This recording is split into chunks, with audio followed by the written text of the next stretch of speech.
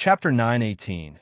Kindred Spirits. The man in the white shirt, known as Wei Yi, turned his head to look. His lips were chapped, and his face was pale. He said helplessly, "Luan, save your strength, don't faint later."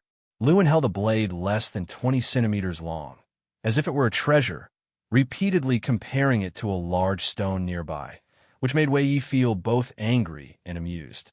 Wei Yi stuffed the knife handle in his hand into his trouser pocket and came to Lu An's side, saying, "Let's go. We should continue to look for food.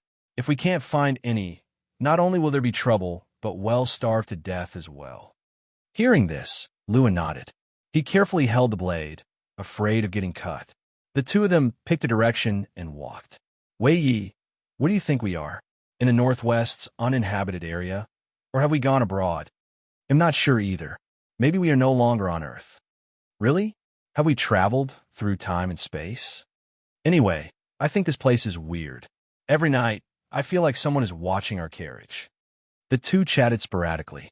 Their fear of the unfamiliar land had lessened significantly due to their hunger. Even if a fierce beast appeared before them, they would fight. Wei Qing and Luan, who came from Earth, stumbled into a great thousand worlds immortal cultivation realm. For Guan, decades were fleeting, but for them, it was an agonizing time. The 8 Earthlings who survived were taken by cultivators to their sect, but only Wei Qing was found to have good talent for immortal cultivation. The other 7 spent their lives struggling to achieve anything. Initially, Wei Qing would protect them, but he often had to go into seclusion. After being bullied by a group of disciples, Luan decided to leave the sect solo. Eventually, he joined the demon's sect, practicing evil skills, and formally embarked on the cultivation path. When the two met again, they were in opposition, belonging to justice and evil. Wei Qing, from Earth, wasn't that rigid. Seeing Luan, he was still happy and sympathized with Lu An's reasons for joining the demon sect. Unfortunately, their relationship could only remain hidden from then on. Guan wrote their stories into a book for interested disciples to read. One day, another outsider arrived on the continent, making the Wuxia disciples vigilant once more. With prior experience, the disciples became more composed. Simultaneously, Guan stood on the mountaintop, watching the 7 demon emperors besieging the supreme demon god. The supreme demon god was transformed from the heavenly emperor. As a being who once reached the realm of mixed element, profound, venerable immortal. Even if his cultivation level had dissipated and he had to start anew, he was not inferior to the 7 demon emperors. In the first decisive battle, he forcibly killed a demon emperor, causing others to retreat with clipped wings. The news spread across the land, causing panic among all living beings. Meanwhile, the human race, upon hearing the news, became more unscrupulous. Gradually, to the spirits of Central Heaven, the human race seemed like evil demons, and all living beings feared them. If this continued, and the immortal gods did not take action, no one in Central Heaven could stop the supreme demon god. The supreme demon god roamed the 8 directions, devouring the mana of great powers everywhere, prompting some in the human race to imitate him. The innate humans of Central Heaven had unparalleled talent and exceptional comprehension. They created various evil cultivation techniques to devour others' mana, chi power, and divine sense, exaggerating their cultivation speed. In the subsequent years, all living beings clearly felt the human race's growth speed, and they felt immense pressure. The visitor to the continent was not from the human race. He merely transformed into a human form. Initially frightened by so many gathered on the continent, he thought he had stumbled into the human race's territory, only to find that the humans here were not as ruthless as those he encountered before and were even quite enthusiastic. His arrival brought the Wuxia disciples much news about the world's great matters, and the disciples also let him realize that not all humans were inherently cruel. Several days later, Zizai came to the mountain of no end to visit Guangu and was practicing calligraphy under a tree. Facing Zizai's greeting, he merely nodded slightly without speaking. "Ancestor, will the supreme demon god, causing chaos in the world, come to our continent? And Zazai asked. Guin replied, maybe. If he does come, with outside guests on the continent, what should we do? And Zazai asked again, his brow furrowed, eyes full of anxiety. These days, he gained new insights in his central heaven. He found that the Wuxia disciples no longer had to pretend and had started to lag behind the central heaven spirits. The spirits of central heaven had exceptional qualities, not to mention those powerful enough to roam the world. From birth, they reached heights unattainable for others. With me here, why worry? Guin answered lightly and then paused his actions. He looked up at Nzazai, smiled, and continued, since you recognize the gap and feel the pressure, then strive to cultivate. This continent is vast, and there's no need for everyone to wait together to host outsiders. Cultivate well. And Nzazai looked at the ancestor, frowning and asking, can we really catch up? When they first arrived in central heaven, there were no spirits in sight. At that time, the disciples had a transcendent attitude observing all things. But now, their cultivation level was insignificant in central heaven. Watching those spirits be born and surpass them, the disciples were somewhat struck and felt lost. Many things, if you look at them after 10,000 years or 1,000,000 years, the situation might be different. You can only control yourself. Throughout history, there have been countless geniuses and great powers, but few can survive for long. Guin spoke earnestly. Talent wasn't something he could change. The Wuxia disciples came from the celestial spirit great world, which did not count as first class even among the 3,000 great worlds. How could their talent compare with the central heaven spirits, who were at the center of the heavenly Tao? Being around Gu and the disciples' insight into the great Tao continually grew. While they might not deeply feel it now, upon achieving enlightenment in the future, they would understand the importance of enlightenment. The central heaven spirit's talent was strong, but when they hit the bottleneck of attaining the Daoyuo Dao fruit, they would encounter obstacles. Enlightenment relies not only on innate comprehension, but also on acquired creation. After listening to Guin, Nzazai took a deep breath, raised his hand respectfully, and said, I understand. I will ensure they cultivate well, without slacking. Guin laughed and said, being surpassed by local spirits isn't necessarily a bad thing. At least when you disguise yourself, it won't be so exhausting since you were originally not as good. This remark left Nzazai unsure of how to respond, so he could only smile wryly. Nzazai looked at the paper on the table before Guin and saw two names. Curiously, he asked, Ancestor, who are Wei Qin and Luan? Guin replied, two destined individuals who will come to us in the future. The reason he wrote their names was partly out of idleness and partly to probe deeper into the causes and effects between these two and the great infinite demon ancestor through repeated writing. If you find any errors, ads pop up, ads redirect, broken links, non-standard content, etc., please let us know report so we can fix it as soon as possible. Chapter 919. The justice of a human race, a fated person? Then they must be very formidable, right? And Nzazai looked at the two names on the paper and sighed, thinking, for the ancestor to personally write their names, they must be extraordinary. Wei Yi, Lu Wan. And Nzazai remembered these two names. He didn't know when these two would come to Central Heaven.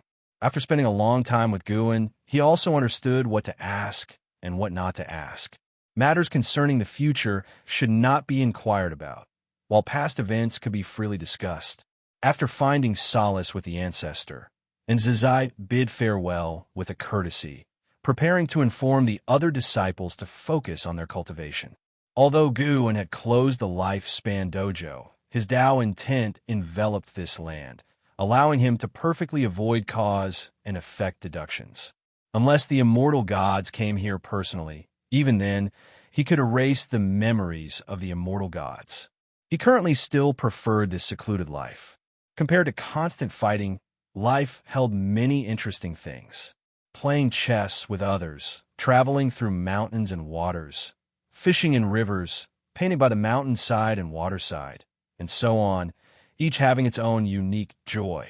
He could also find the true meaning of the great Tao and comprehend it amidst these pleasures.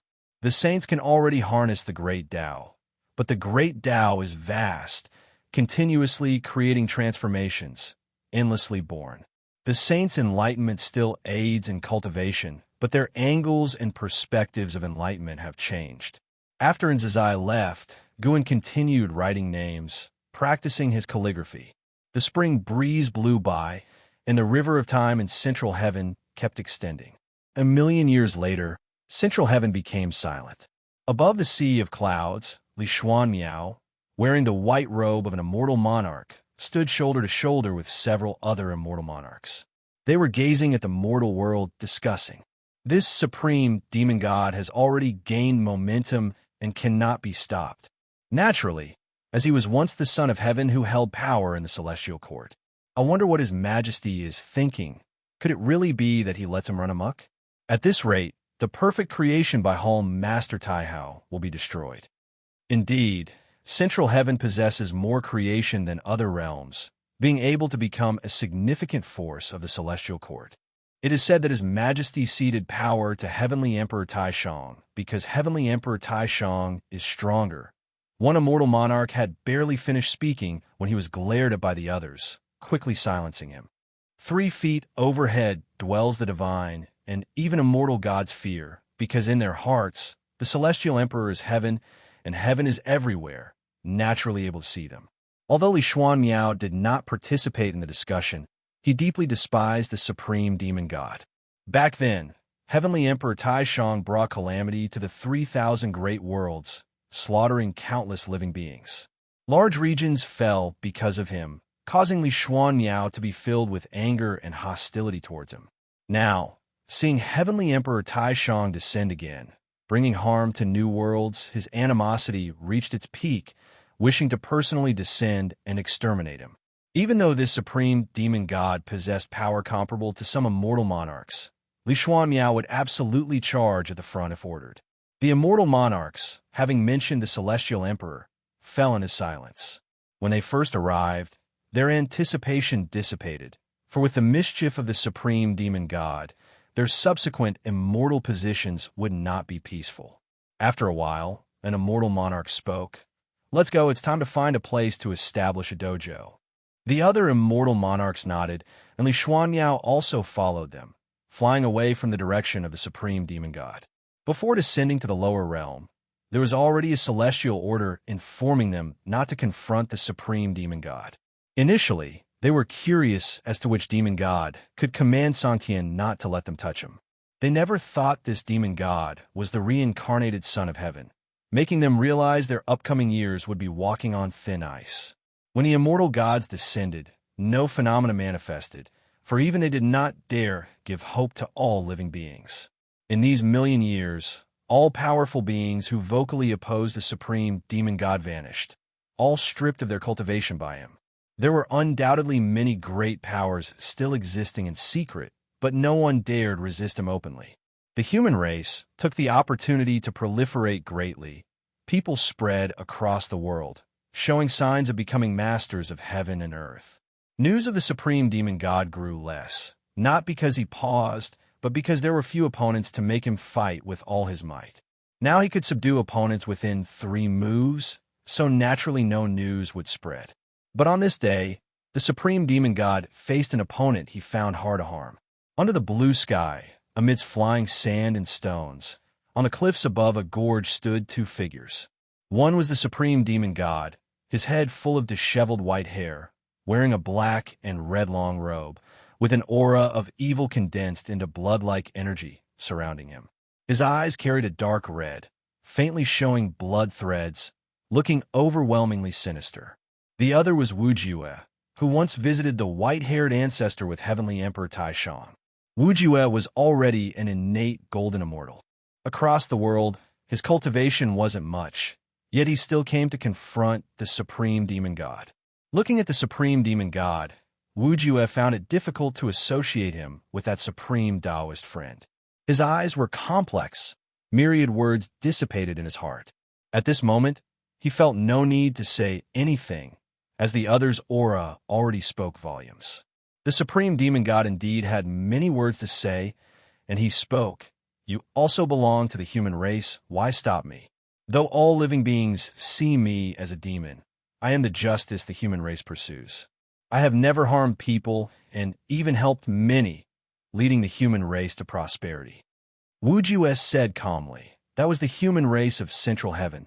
Your deeds have not been kind to me. I cultivate in Central Heaven, benefiting from its creation, and have the responsibility to maintain the order of heaven and earth. The supreme demon god smiled and said, my cultivation has reached the Miaozhen Daluo immortal realm. Do you know the gap between us? After your breakthrough is the heaven-balancing golden immortal. Above that is the Tai-Ching golden immortal, and above Tai-Ching golden immortal is the heaven-opening Daluo immortal. Above the heaven-opening Daluo immortal is my realm. Listening to his words, Wuju's gaze subtly changed, yet his face still showed a resolute color. The supreme demon god stared at Wuju, coldly saying, with just a thought, you would vanish to ashes. What gives you the courage to fight me? What are you thinking? Gambling on my mercy and nostalgia? Boom! The cliffs on both sides instantly shattered, and the entire world darkened. Wuju floated in midair, his entire body tense, instinctively feeling fear, his eyes widened, and his forehead covered in cold sweat. He couldn't believe how powerful the supreme demon god was. Suddenly, the supreme demon god appeared before him, striking his face with a palm. Instantly, his sight plunged into darkness. And then, Wuju lost consciousness. What seemed like an eternity passed. Wuju abruptly opened his eyes.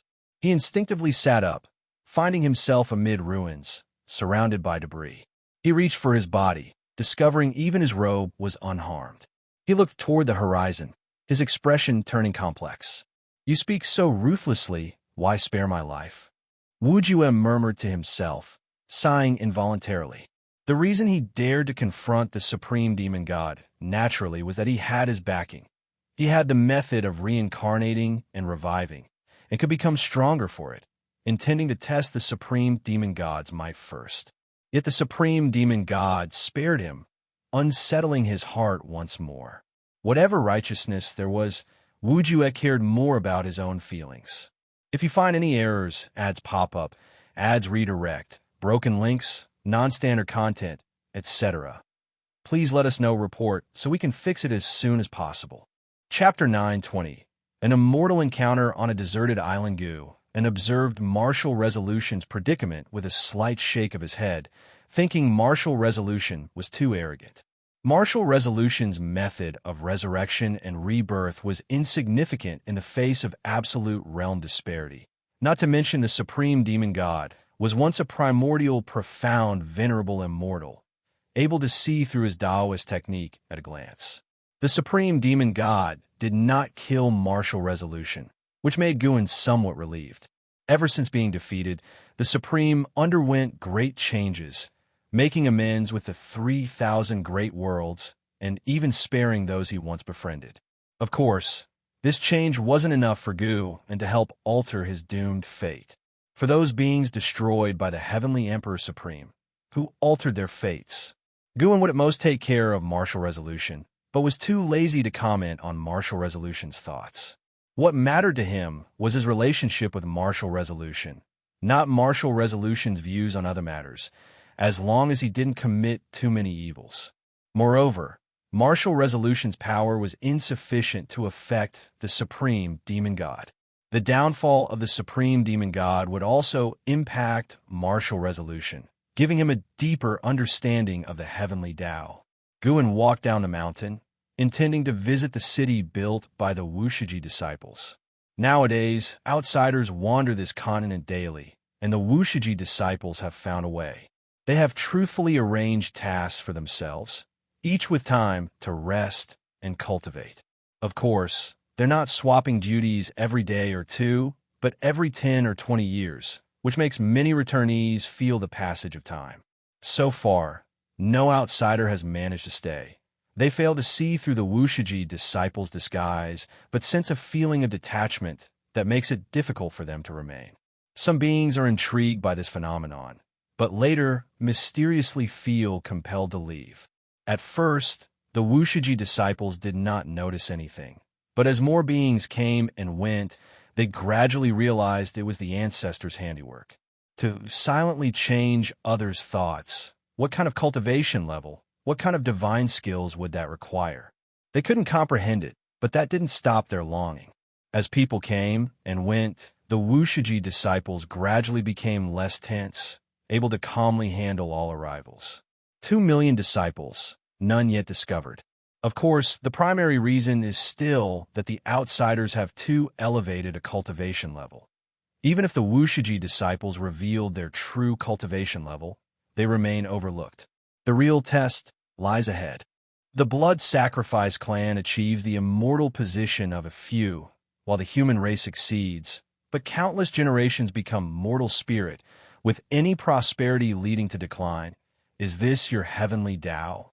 Guan walked through the forest, gazing at the magnificent mountains and rivers beyond, speaking softly to himself. His words revealed the fate of the Central Heaven human clan.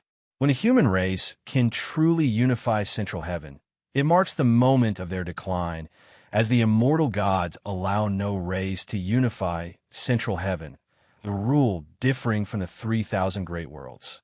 The 3,000 great worlds are unified by the human race with the highest wisdom roots, but the human cultivators, due to excessive intelligence and ambition, overshadowing mortal spirits' faith in the immortal gods, incur their displeasure.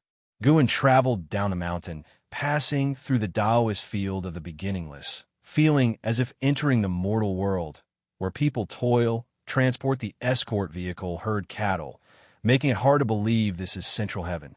After leaving the Taoist field, Guan arrived at a deserted island, located far from the Taoist field. Even a free immortal needs many years to cross the sea. He personally built a pavilion on the island, moving slowly without using mana, spending several days. The pavilion is halfway up the mountain. Outside the courtyard is a cliff with views of the expansive ocean. Once the pavilion was completed, Guan descended to the beach, seeing a large sea turtle crawling on the sand, attempting to come ashore, the waves washing over it, its shell a deep gray, seemingly inscribed with patterns, appearing as profound as an array map. This sea turtle is a lowly being of Central Heaven, comparable in strength to a free immortal, yet lacking the divine skills of a free immortal, unable to undergo transformation.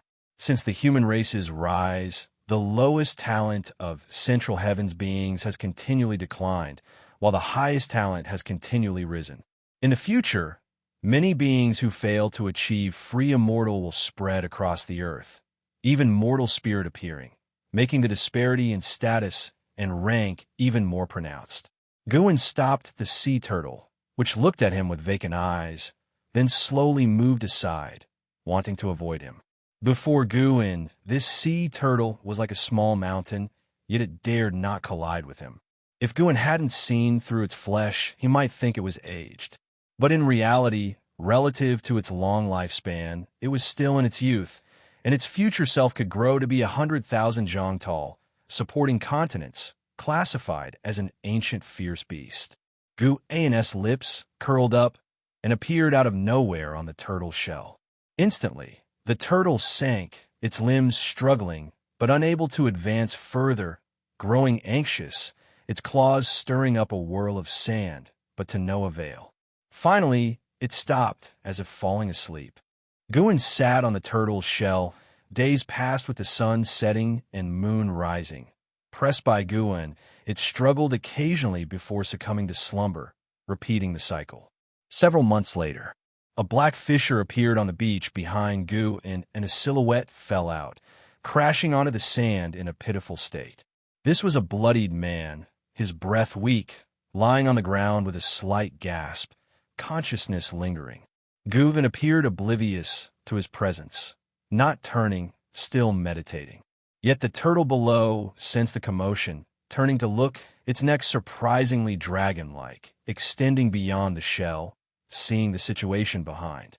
When it spotted the grievously injured man, it hesitated for a moment. Then it suddenly noticed someone seated on its shell, its eyes widening, and in a blink it retreated into its shell with limbs withdrawn. This action was starkly different from its usual sluggishness, amusing Guan. He opened his eyes, stood up, turning to approach. Leaping from the turtle's shell, he reached the injured man's side. He halted before the injured man, not crouching, but gently stroking his chin, observing the injured man closely. Lewin raised his head with difficulty, his face mangled with only clear eyes, lifting to look at Guan, eyes pleading. "Help! Help!" Lewin spoke painfully, unable to utter the word me. Guan looked down on him, asking, "If I save you, you must serve as a slave for 10 million years. Do you accept?" 10 million years? Luan's gaze froze, startled by the duration. If you find any errors, ads pop up, ads redirect, broken links, non-standard content, etc. Please let us know report so we can fix it as soon as possible. Chapter 921. Obsession with Revenge 10 million years? How long would that be? Lewin has already lived for over 1 million years, but 10 million years is still an unreachable time for him. He can feel his vitality slipping away, death approaching him, so powerless that he cannot even rise. This fear prevents him from weighing his options for too long. "I am willing," Lewin said with difficulty, his whole body trembling, using what little strength he had left. Guan's lips curled into a smile as he looked down at him, waving his sleeve. Immediately, Lewin felt sleepiness surging like a tide, his eyelids drooping. Covered in blood, Lewin fell into a deep sleep, his injuries healing at a speed visible to the naked eye. Lewin had a dream. He dreamt of reuniting with his childhood friend Wei Yi, who questioned him about killing the righteous Dao leader and his daughter. He explained that he had been manipulated, a force controlling his body, causing him to slay his enemies. But Wei did not believe him and said the world was about to face unprecedented turmoil, and he was the culprit of it all. Wei's look of disappointment and anger deeply hurt him, jolting him awake suddenly.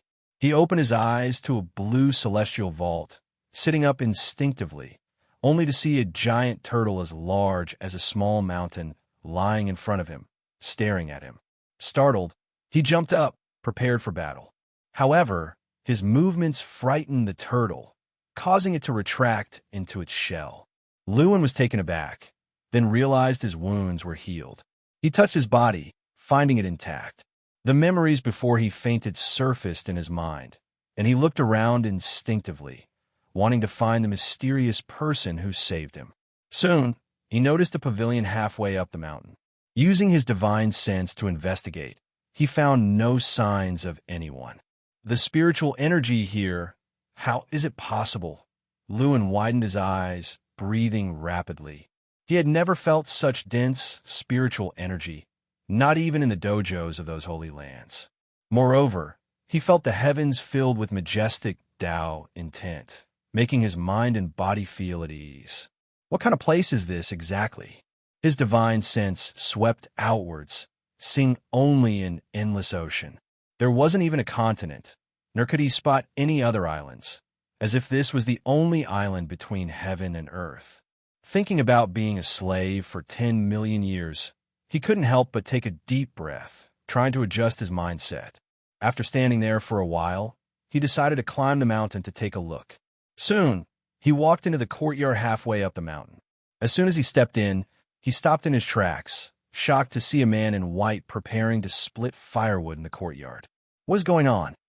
His divine sense clearly hadn't detected this person, and even now, he couldn't sense the man's presence. Well experienced, Lewin was only momentarily stunned, then bowed and cupped his fists in salute to Guan, saying in a deep voice, "Thank you, Senior, for saving my life. May I know your name?" "My name isn't important. What's important is who you are," Guan retorted casually.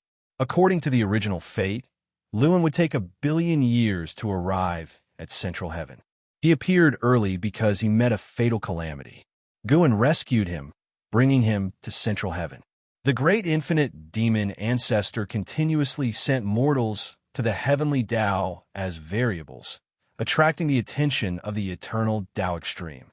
They were unaware of the demon ancestor's existence, but by chance discovered Lu and was a heavenly Tao variable, so they intended to possess Luan. In that battle, Luan was completely outmatched, and Guan didn't kill those beings, only rescuing Luan. Luan thought it was the divine skills tearing through time and space, inadvertently bringing him here. I am named Luan, from the Nanjiang continent, Luan replied promptly. Seeing that Guan had no intention to introduce himself, he boldly asked, Senior, I agreed to be your slave for 10 million years. May I avenge first? I'm afraid my enemy might reach their end by that time. He spoke sincerely, as he truly thought this way. Though 10 million years sounded arduous, following such a transcendent being, even as a slave, would surely yield benefits. Alone in that world, what hatred drives you so urgently? Guan picked up the axe, splitting wood as he answered nonchalantly. Luan gritted his teeth. That person killed someone important to me. I must avenge them. With your current cultivation level, you can't exact revenge. Guan's tone remained indifferent, yet carried an undeniable authority. Luan fell silent. He began weighing the pros and cons, contemplating whether to forcibly escape, but doing so would violate his principles. Moreover, he might not even be able to escape. Build yourself a place to live on the island, Guan said leisurely, hearing which Luan showed an expression of unwillingness. Even though unwilling, he didn't choose to act against Guan. He stepped forward and asked beside Guan, Senior, may I help you first?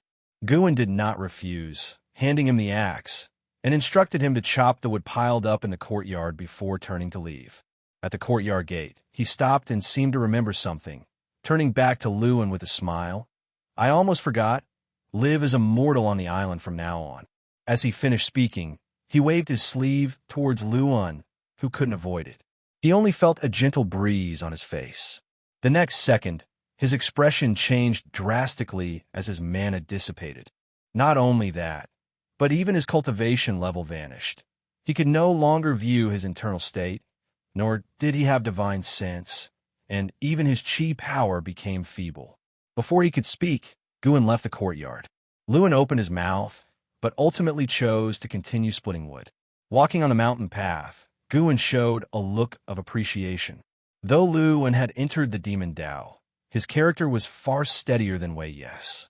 Wei Yi remained naive and idealistic due to his experiences, whereas every choice Luan made was well considered. Thinking back to when the two first arrived at the heavenly Tao, Luan was much more lively compared to Wei Yi. As time passed, it seemed their personalities had swapped.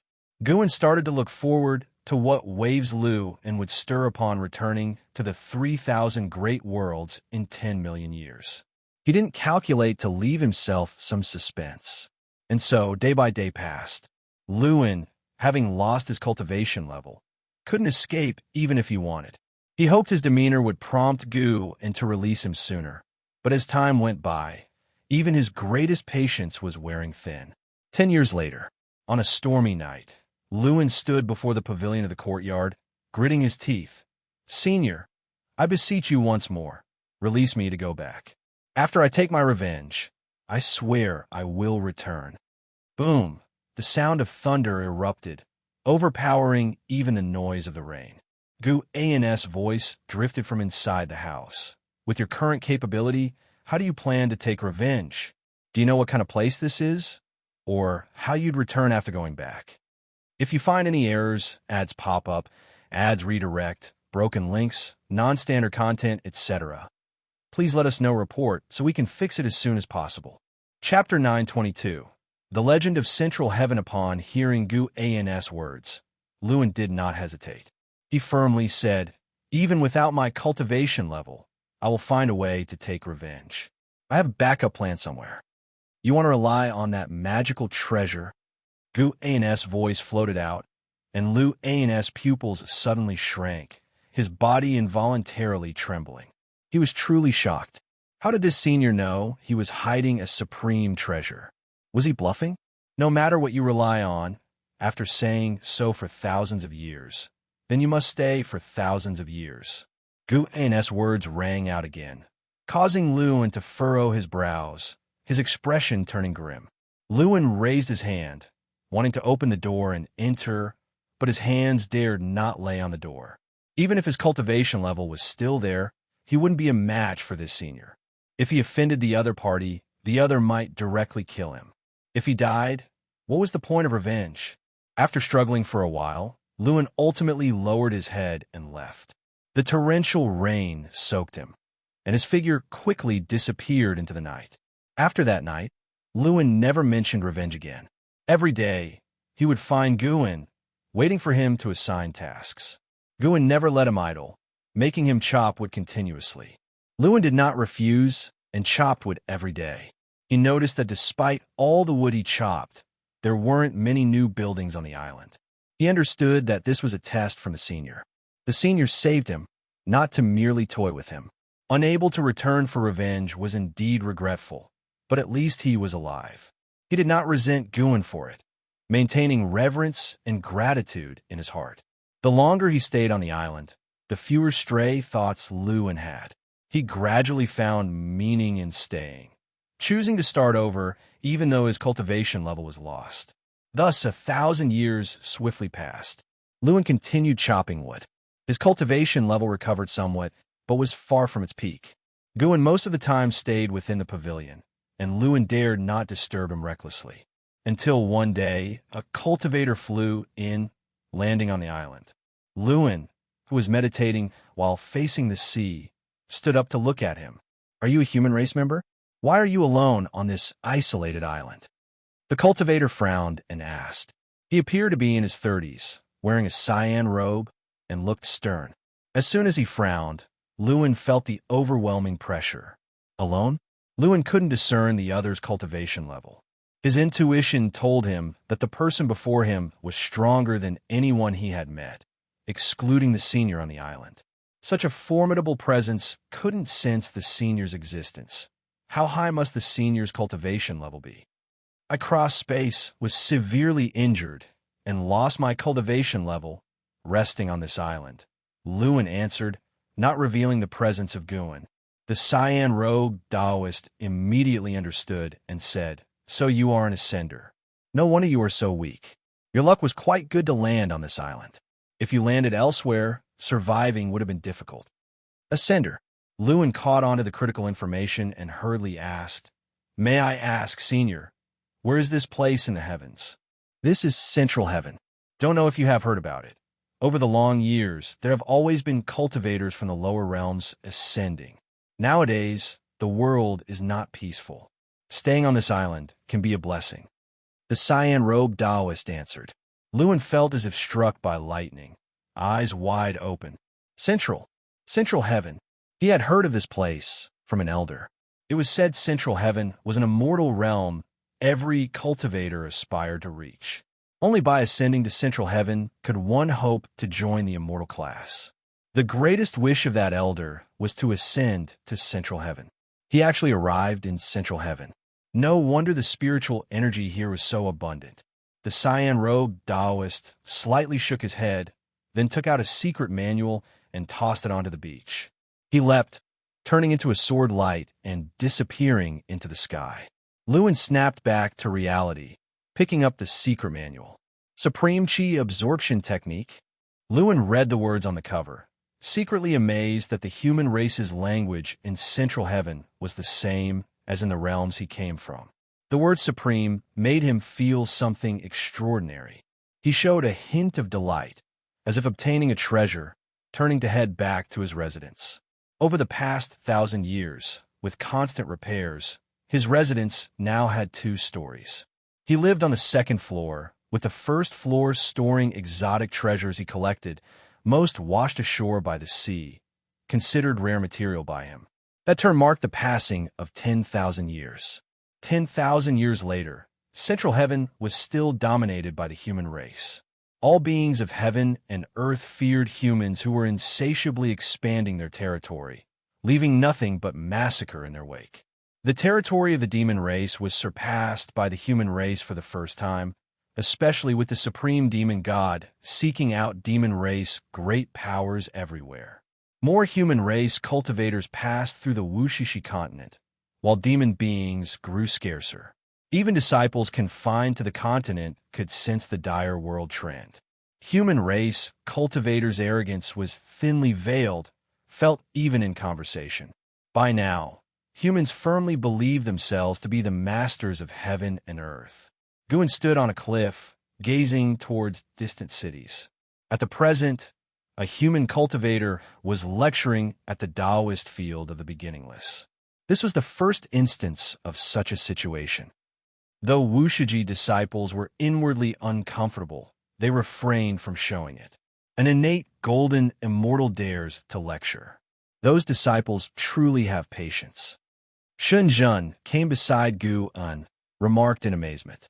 Now all second-generation disciples had achieved innate golden immortal status, and exceptional disciples from each generation had as well. In total, there were over 100 innate golden immortals within the beginningless, a remarkable number, making it a powerful force among the 3,000 great worlds. What of it? Even among those of the same realm, it's worthwhile to listen to others' Taoist techniques. Everyone's path is different. If someone is willing to lecture, it's a good fortune, Gun lightly chuckled. Today his mood was fine as he decided to abolish Lu An's cultivation level and begin teaching him cultivation anew. In comparison to millions of years, the years Luan wasted were insignificant. You earlier said that humanity would decline at its zenith. Can it be considered at its peak now? Xianxia turned to observe Gu An's profile, curiously asking. Guan lifted his head to gaze at the celestial vault, replying, "It can be considered so. Soon, an astonishing battle will erupt, marking a turning point for central heaven." Hearing this, Xianxia showed an expression of anticipation, wondering if the immortal gods would intervene. At dusk in the courtyard, Senior Luan trembled all over, painfully looking at Guan. Even his resolute spirit was filled with resentment at this moment, as Guan had again, with a sweep of his sleeve, dissipated his cultivation level. The Supreme Qi absorption technique was far more powerful than his previous cultivation technique. The progress of millennia made him very happy, but today, all was for naught. If Guan did not permit him to have a cultivation level, why didn't he say so earlier? Must he toy with him? That was millennia of work. Just like that, gone. Luan clenched his fists, eyes red, glaring at Guan sat on the steps, leisurely, with both hands on the ground, smiling. Your cultivation technique is too inferior. How about I teach you how to cultivate? If you find any errors, ads pop up, ads redirect, broken links, non-standard content, etc., please let us know report so we can fix it as soon as possible. Chapter 923. Battle with the Demon God. Hearing Gu N's words, Luan, who was previously angry, froze for a moment as immense joy quickly enveloped his heart. The grievance of 10,000 years of effort dissipating vanished entirely, and he instinctively wanted to kneel before Guan, but he hesitated just as he bent his knees. He carefully observed Guan, and under the twilight, Guan's face was obscured by the eaves, making it difficult for him to discern his exact expression. Could this be yet another jest? Guan said leisurely, "Before you came to Central Heaven, your cultivation technique was already a mistaken path. You should have felt that once you get angry, it's very hard to control your emotions. You think there's another force manipulating you, but in truth, no one is plotting against you. It's just that your cultivation technique is flawed. It was a trap from the start. As for the Supreme Qi absorption technique, its creator will fall soon, and all who are bound by cause and effect with it will suffer the punishment of heaven. Counting this way, I've actually saved you 3 times. Luan widened his eyes, his expression shifting between gloom and brightness. After a moment of thought, he knelt on the ground and kowtowed heavily toward Gu and the great grace of the senior. This junior will never forget. Luan bowed his head, speaking in a deep voice. Guan carelessly replied, I saved you, taught you, not for repayment, just out of interest. No matter how great your achievements will be in the future, they have nothing to do with me, and you must not reveal our relationship. Just pretend this never happened, understand? Luan lifted his head, looking at Guan with confusion. Why does this sound like a scene between Master Pewdie and Sun Wukong? Lewin thought secretly. Even after spending so many years together, he still didn't know how to respond, as he still couldn't grasp Gu An's personality and couldn't gauge Gu An's likes or dislikes. In daily life, Guan always smiled gently, but when abolishing his cultivation level, he wouldn't hold back, and it was always very sudden. As Guan raised his right hand, Lu An's body shrank in fear, instinctively wanting to retreat. Just as he steadied his posture, Guan pointed his index finger at him, immobilizing him entirely, with different figures manifesting and changing stances in his widened pupils. Just like that, Lewin embarked on a brand new cultivation path. Guan created a set of unique cultivation techniques, divine skills, escape skills, and more for him. His days became enriched, filled with passion and vigor. Luthen cultivated on the beach, accompanied by the sun and moon. Immersed in it, time flew by quickly. After receiving Gu An's true teaching, Lu An's cultivation speed far surpassed before, completely dispelling the dissatisfaction in his heart. Compared to his current cultivation, everything from before was not worth mentioning. In the blink of an eye, 1,000 years passed by. On this day, Lewin was cultivating beside a sea turtle, facing the sea, when suddenly he opened his eyes, frowning. He looked toward the far end of the sea horizon, seeing the celestial vault gradually turning red, and the wind between heaven and earth was intensifying, with spiritual energy becoming restless, making him feel uneasy. The sea turtle beside him opened its eyes, protruding its head and extending its neck, seemingly trying to see what exactly was happening far away. Unfortunately, with Lu An's cultivation level, he couldn't detect the source of that terrifying aura.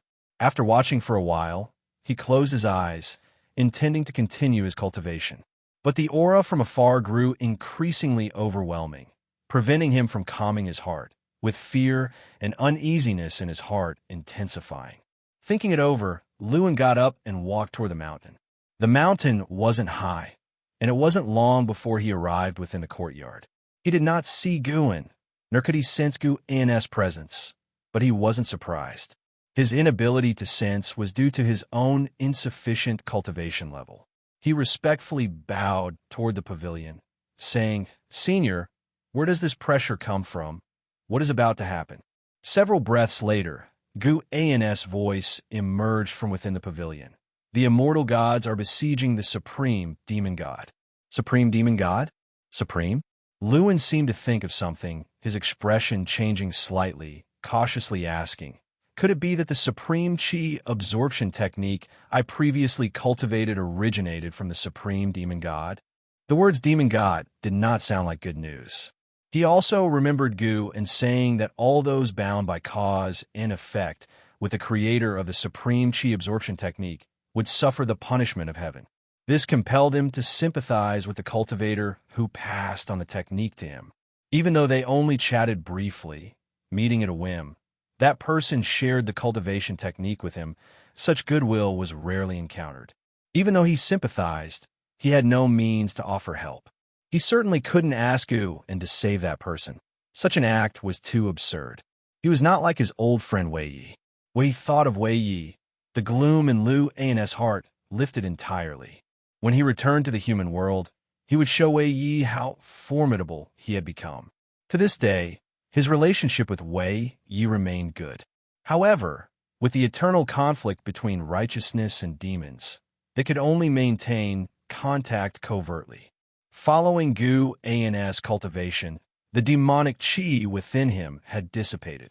Now, anyone who saw him would find it hard to determine he was a demon cultivator, making him very much look forward to Wei Yi's expression upon seeing him. Lewin still wished to inquire more, but thought it over, ultimately deciding to bow and take his leave. When it comes to matters involving the immortal gods, he felt it was wise to ask, lest to avoid inviting trouble. After he left, Guan took a step back into the Wuxia continent, where a play was about to unfold in the city. He found it very intriguing and wanted to witness it with his own eyes. Because many disciples emulated Gu, and by writing books, the stories circulating the continent were highly abundant. Therefore, some disciples had a spur-of-the-moment idea to enact these wonderful stories, experiencing the emotions of the characters in the process, and the viewers found it enjoyable. As a result, it became a cultural tradition, unique at least within Central Heaven, with only Wuxia having such a culture. The battle between the immortal gods and the supreme demon god was earth-shattering, with the battle's overwhelming pressure constantly spreading, eventually covering the entire Central Heaven. Above the clouds, Xianxia and a group of immortal gods gazed down at the great battle unfolding below, the land engulfed in rolling dust, with lightning intersecting everywhere, and gales howling, as if there were a great dragon whirling around. Upon closer inspection, one could vaguely see more than 10 interwoven figures. At the edge of the battlefield stood towering figures, with the celestial Tao golden light forming a grand formation, isolating this battlefield. Though the ground was sinking, it did not extend to the mountains beyond the formation. That Prince Taihao is so powerful. I remember he's the youngest son of heaven, right? Yes, indeed the most junior son of heaven. But for him to earn the name Taihao reflects the emperor's high regard for him. Not only is Prince Taihao formidable, but those immortal gods are also very strong. Judging by their coordination and divine skills, they seem to come from the same immortal sect. Looks like the supreme demon god will end here. The immortal gods in the clouds discussed, while Xianxia fixated on the rolling dust below, his pupils reflecting the posture of the supreme demon god wielding the demon soldiers. For some reason, Xianxia felt a sense of unease, as if something dreadful was about to occur. At this moment, a purple light emerged from deep within the dust below, and immediately the entire world darkened. The surprised immortal gods instinctively looked up, soon fixing their eyes on the celestial vault above. Strange eyes filled the firmament, varying in size, yet each identical, with violet pupils, cold and enigmatic. If you find any errors, ads pop up, ads redirect, broken links, non-standard content, etc., please let us know. Report so we can fix it as soon as possible. Chapter 924. The beginning of the myth. On the beach, Luan, who had just sat down not long ago, suddenly felt something and opened his eyes abruptly. He looked up to see purple eyes all over the sky, causing him to shiver with fear. "What is this?" Luan widened his eyes, muttering to himself, his voice full of terror. When he saw the immortal emperor's eye in the sky, the mana within him froze all at once. Even his soul tightened, an indescribable feeling that made him feel insignificant. Is this the power of Central Heaven? Unbelievable. Facing such power, he felt only awe in his heart. Whether it was the power of the immortal gods or that of the supreme demon god, he did not know. As he was pondering, a burst of golden light blazed across the celestial vault, causing him to squint. Immediately afterwards, he saw the purple eyes all over the sky disappear, and a vast golden light descended like heavenly might. He saw an incomparably huge golden vertical eye, far larger than the previous purple eyes, so large that the entire celestial vault couldn't contain it. Luan was deeply shocked, as if seeing a face in the outer universe spying on the middle heaven world, with the whole of Central Heaven no bigger than one eye of that existence. Just thinking about it made him shiver from head to foot. The golden vertical eye gazed upon the human world, and at this moment, all the Wuxia disciples on Wuxia continent were looking up at this vertical eye. Guin, who was watching a play within the city, saw the disciples on stage being drawn away by the heavenly might, stopping their performance. He shook his head slightly and rose to leave. His departure caught the attention of some disciples, who thought Gu and was going to investigate the situation. After leaving the theater, Guin returned to the Mountain of No End. Shenzhen was also watching the golden vertical eye on the celestial vault. She did not question Guin, for his return meant that the anomaly in the sky could not affect Wuxia. She stared at the golden vertical eye, beginning to deduce, but unfortunately, she couldn't see anything. The golden vertical eye surveyed all things in heaven and earth, shaking the hearts of all living beings. It seemed to scrutinize all existence on this land, making all living beings feel fear and gradually lowering their heads, not daring to meet its gaze. For a long time, the golden light dissipated, and the heavenly might suppressing all beings vanished. When all beings looked up again, the golden vertical eye had disappeared, and the terrifying aura of the supreme demon god was also gone. This battle seemed to have ended, and the entire world fell into silence. 100 years later, on a lonely island, Guan sat on a turtle shell, guiding Lu to cultivate a set of fist techniques. He repeated the punches, throwing them one by one, seemingly without any special attributes, yet he did not feel bored. While practicing, Luin turned to look at Guan and curiously asked, "Elder, was the supreme demon god killed by the immortal gods?" He had harbored this doubt for a long time and finally couldn't resist asking today. Guan was holding a book, and he replied casually, "Didn't completely die, but now it's worse than death." The supreme demon god was forcefully suppressed by Emperor Taihao, his physical form annihilated and his soul thrown into the heavenly prison, continuously tormented by endless celestial punishment. Thus, all powers of the heavenly Emperor Taihao were reclaimed. The immortal gods who had once been loyal to him began to be investigated, and each day some of them had their immortal positions stripped and were cast into the heavenly prison or reincarnation. One day in heaven equaled a year on earth, and now the celestial court remained in turmoil as the news of the supreme demon god being vanquished by the immortal gods continued to spread through central heaven. Many years later, tales of Taihao slaying the supreme would circulate in central heaven. By then, Taihao would have become the celestial emperor, while the supreme would be depicted as the demon ancestor, the most evil existence in central heaven since antiquity.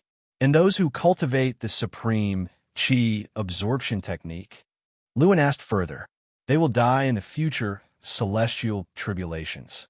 This answer secretly startled Luin. Could the heavenly Tao control the celestial tribulation? Guan followed up, because of the supreme demon god, humans in this realm will be hunted by all races under heaven and earth. If any creatures pass by this island in the future, you'd best hide to avoid getting involved. Luin asked in surprise, "Elder, what about you? Aren't you part of the human race?"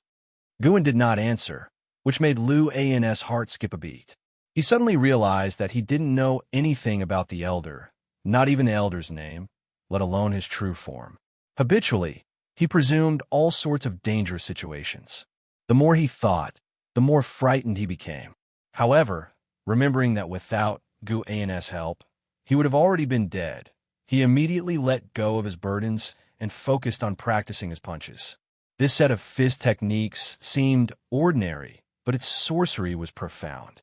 With each circulation of the week of energy, his physique became stronger, filling him with anticipation for mastering this fist technique.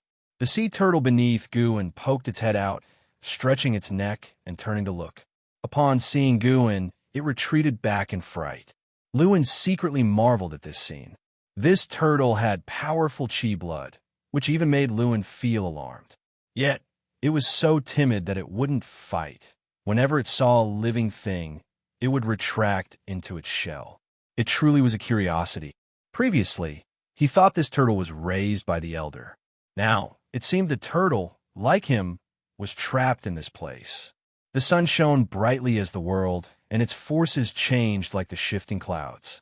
Hundreds of years later, the news of the supreme demon god being annihilated spread completely, and the world entered even greater chaos as the demon race began slaughtering humans on a large scale. Although humans had high comprehension, their years of cultivation were far less than that of the world's great powers, and without the supreme demon god, they were unable to withstand the wrath of all living beings. In less than 1,000 years, humans were nearly exterminated. Fortunately, some immortal gods stood out in time, announcing to all living beings the prohibition of further killings of humans, thus putting an end to this catastrophe. Even with the warning of the immortal gods in place, the demon race still held profound apprehension towards humans and closely monitored them to prevent their resurgence. The practice of demons eating humans continued daily, albeit not on such a widespread scale. Rumble, thunderclouds rolled, and one bolt of heavenly lightning after another fell, striking the stormy waves, twisting the space above the ocean. A dark purple spatial rift appeared, growing rapidly, suspended between the sky and sea. Two figures stepped out from within, Zhang Buku and Su Yu. The two moved forward in the air, with thousands of lightning bolts falling on them, unable to pose any threat. Su Yu walked in the air, looking around and raising an eyebrow, such a heavy, murderous aura. It seems Central Heaven just went through a calamity. Zhang Buku showed no expression. He wore a large robe, with hair reaching the robe's hem, looking more inscrutable than Su Yu. It's the same old war between humans and demons. It seems Central Heaven is no different from the Great Thousand World. Zhang Buku spoke coldly. He once belonged to a half-human, half-demon race and held great disdain for the hatred between the demon race and the human race. He couldn't understand why two races capable of immortal cultivation had to keep slaughtering each other. Later, he ceased contemplating it. To him, humans and demons were the same. If they dared block his path, he wouldn't hold back. Where do we go next? So you turned to look at him, asking with a cheerful smile. After many years of cultivation in the underworld, their relationship had reversed, with Su Yu now taking Zhang Buku as the backbone, acting according to Zhang Buku's will. If you find any errors, ads pop up, ads redirect, broken links, non-standard content, etc., please let us know report so we can fix it as soon as possible. Chapter 925. Inch Island. First, let's meet the great power of the demon race in this realm and see what they are capable of. Zhang Buku stared ahead, answering expressionlessly. Upon hearing this, Su Yu's smile became even brighter as he eagerly anticipated Zhang Buku showcasing his strength now. He wanted to see if Central Heaven, known as the center of the heavenly Tao, could withstand Zhang Buku's brilliance. The two stepped forward into the air, their figures started to shimmer, constantly moving, and soon disappeared beyond the celestial vault. Zhang Buku's arrival was spotted by Guan, who was picking medicinal herbs. Watching the current Zhang Buku, he felt a tinge of emotion. Truly, he seemed like a different person. The Zhang Buku now possessed the demeanor of a great power and carried an intimidating aura. After the conclusion of the battle between immortals and demons, the Nine Nether Emperor was severely wounded, yet the Celestial Emperor bestowed him a chance. The cost was the Celestial Court beginning to take over the underworld. As Central Heaven developed, the Celestial Court also attacked the underworld, establishing the order of ghosts and gods. This time Zhang Buku came to Central Heaven as a rightful representative of the underworld to spread the Tao, leaving behind the legend of the 6 paths of reincarnation. As long as he didn't go too far, the immortal gods wouldn't stop him. If the future remains unchanged, Zhang Buku will become an ancient myth of Central Heaven, his name to be remembered forever. Regardless of how one sees it, Zhang Buku is considered to have attained the Tao. Guan no longer needs to be so concerned for him. It's worth mentioning that Zhang Buku has already found his father Zhang Xianxia in reincarnation. Unfortunately, Zhang Xianxia has gone through countless cycles of reincarnation and no longer remembers him.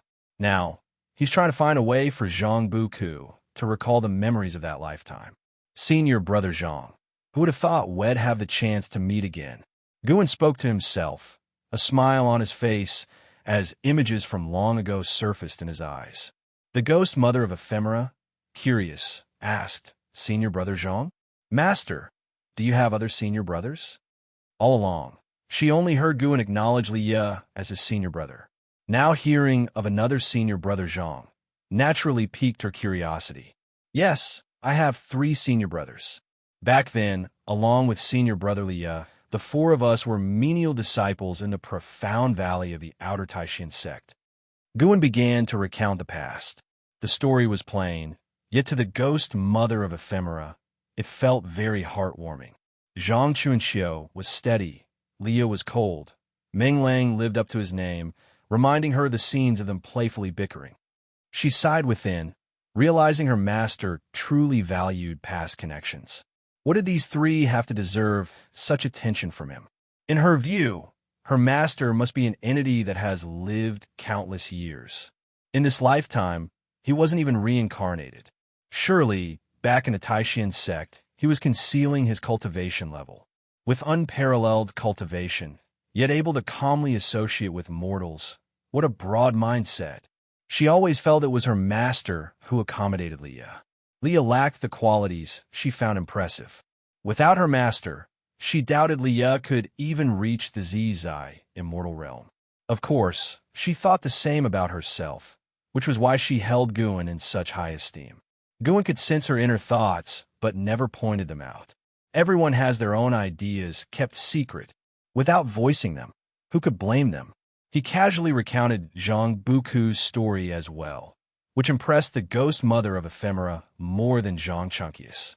Half human, half demon, rejected by both races, wandering aimlessly, stirred deep sympathy within the ghost mother of ephemera, reminding her of herself. So, Zhang Buku came to Central Heaven and even resurrected your senior brother? She curiously asked. Guan nodded with a smile. She sighed. I wonder how that cultivator Xianxia would react upon learning your true cultivation level. Imagining herself in her master's shoes, she realized he truly had great patience, a quality she should learn. The two conversed as they continued collecting medicinal herbs. Once Guan finished harvesting herbs, he left alone, with the ghost mother of ephemera watching him leave with a basket in hand. Guan walked leisurely through the fields, continuing into the forest until he reached the isolated island where Luan resided. He walked down the mountain path, seeing Luan cultivating on the beach. Setting all else aside, Luan's attitude towards cultivation greatly satisfied him. With perseverance and constant effort, along with his Saint Tao intent, how could Luan not become remarkable? Guan came to the side of a sea turtle and reached out to stroke its shell. Though the turtle seemed afraid of him, it never left the island. Luan thought it was trapped, but in reality, it chose to stay. Perhaps Guan's Tao intent made it feel that staying would bring Fuyuan.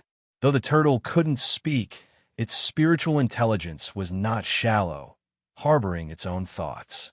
Do you think I should name this island? Guan spoke suddenly, startling Luan, who opened his eyes and turned to look at him. Luan's gaze was filled with resentment. Guan always appeared unpredictably, impossible to detect. Though had been startled before, each time left his heart trembling. He worried that more shocks like these might lead him to demonic possession. Despite feeling wronged inside, he didn't dare express it, following Guan's words and suggesting, "How about Inch Island?" Guan found amusement in the name, but appeared puzzled, asking, "Why the name Inch?" "Because you resemble Master Beauty. And aren't you forbidding me from revealing your name?" Thinking to himself, Luan awkwardly replied, "It just came to mind. Inch is good. Within an inch lies the world. Within an inch is the great Tao. The great Tao is vast, yet can also be small. From now on, this island shall be called Inch Island." Guan smiled gently, laughing lightly. He wasn't afraid of coincidental names. Chinese mythology should be fictional. Even if there were real figures, they couldn't be that powerful. Otherwise, how could the great infinite demon ancestor toy with Earth so easily? Noticing Guan agree to the name, Luan's expression turned peculiar. Continue cultivating. Make the most of your time.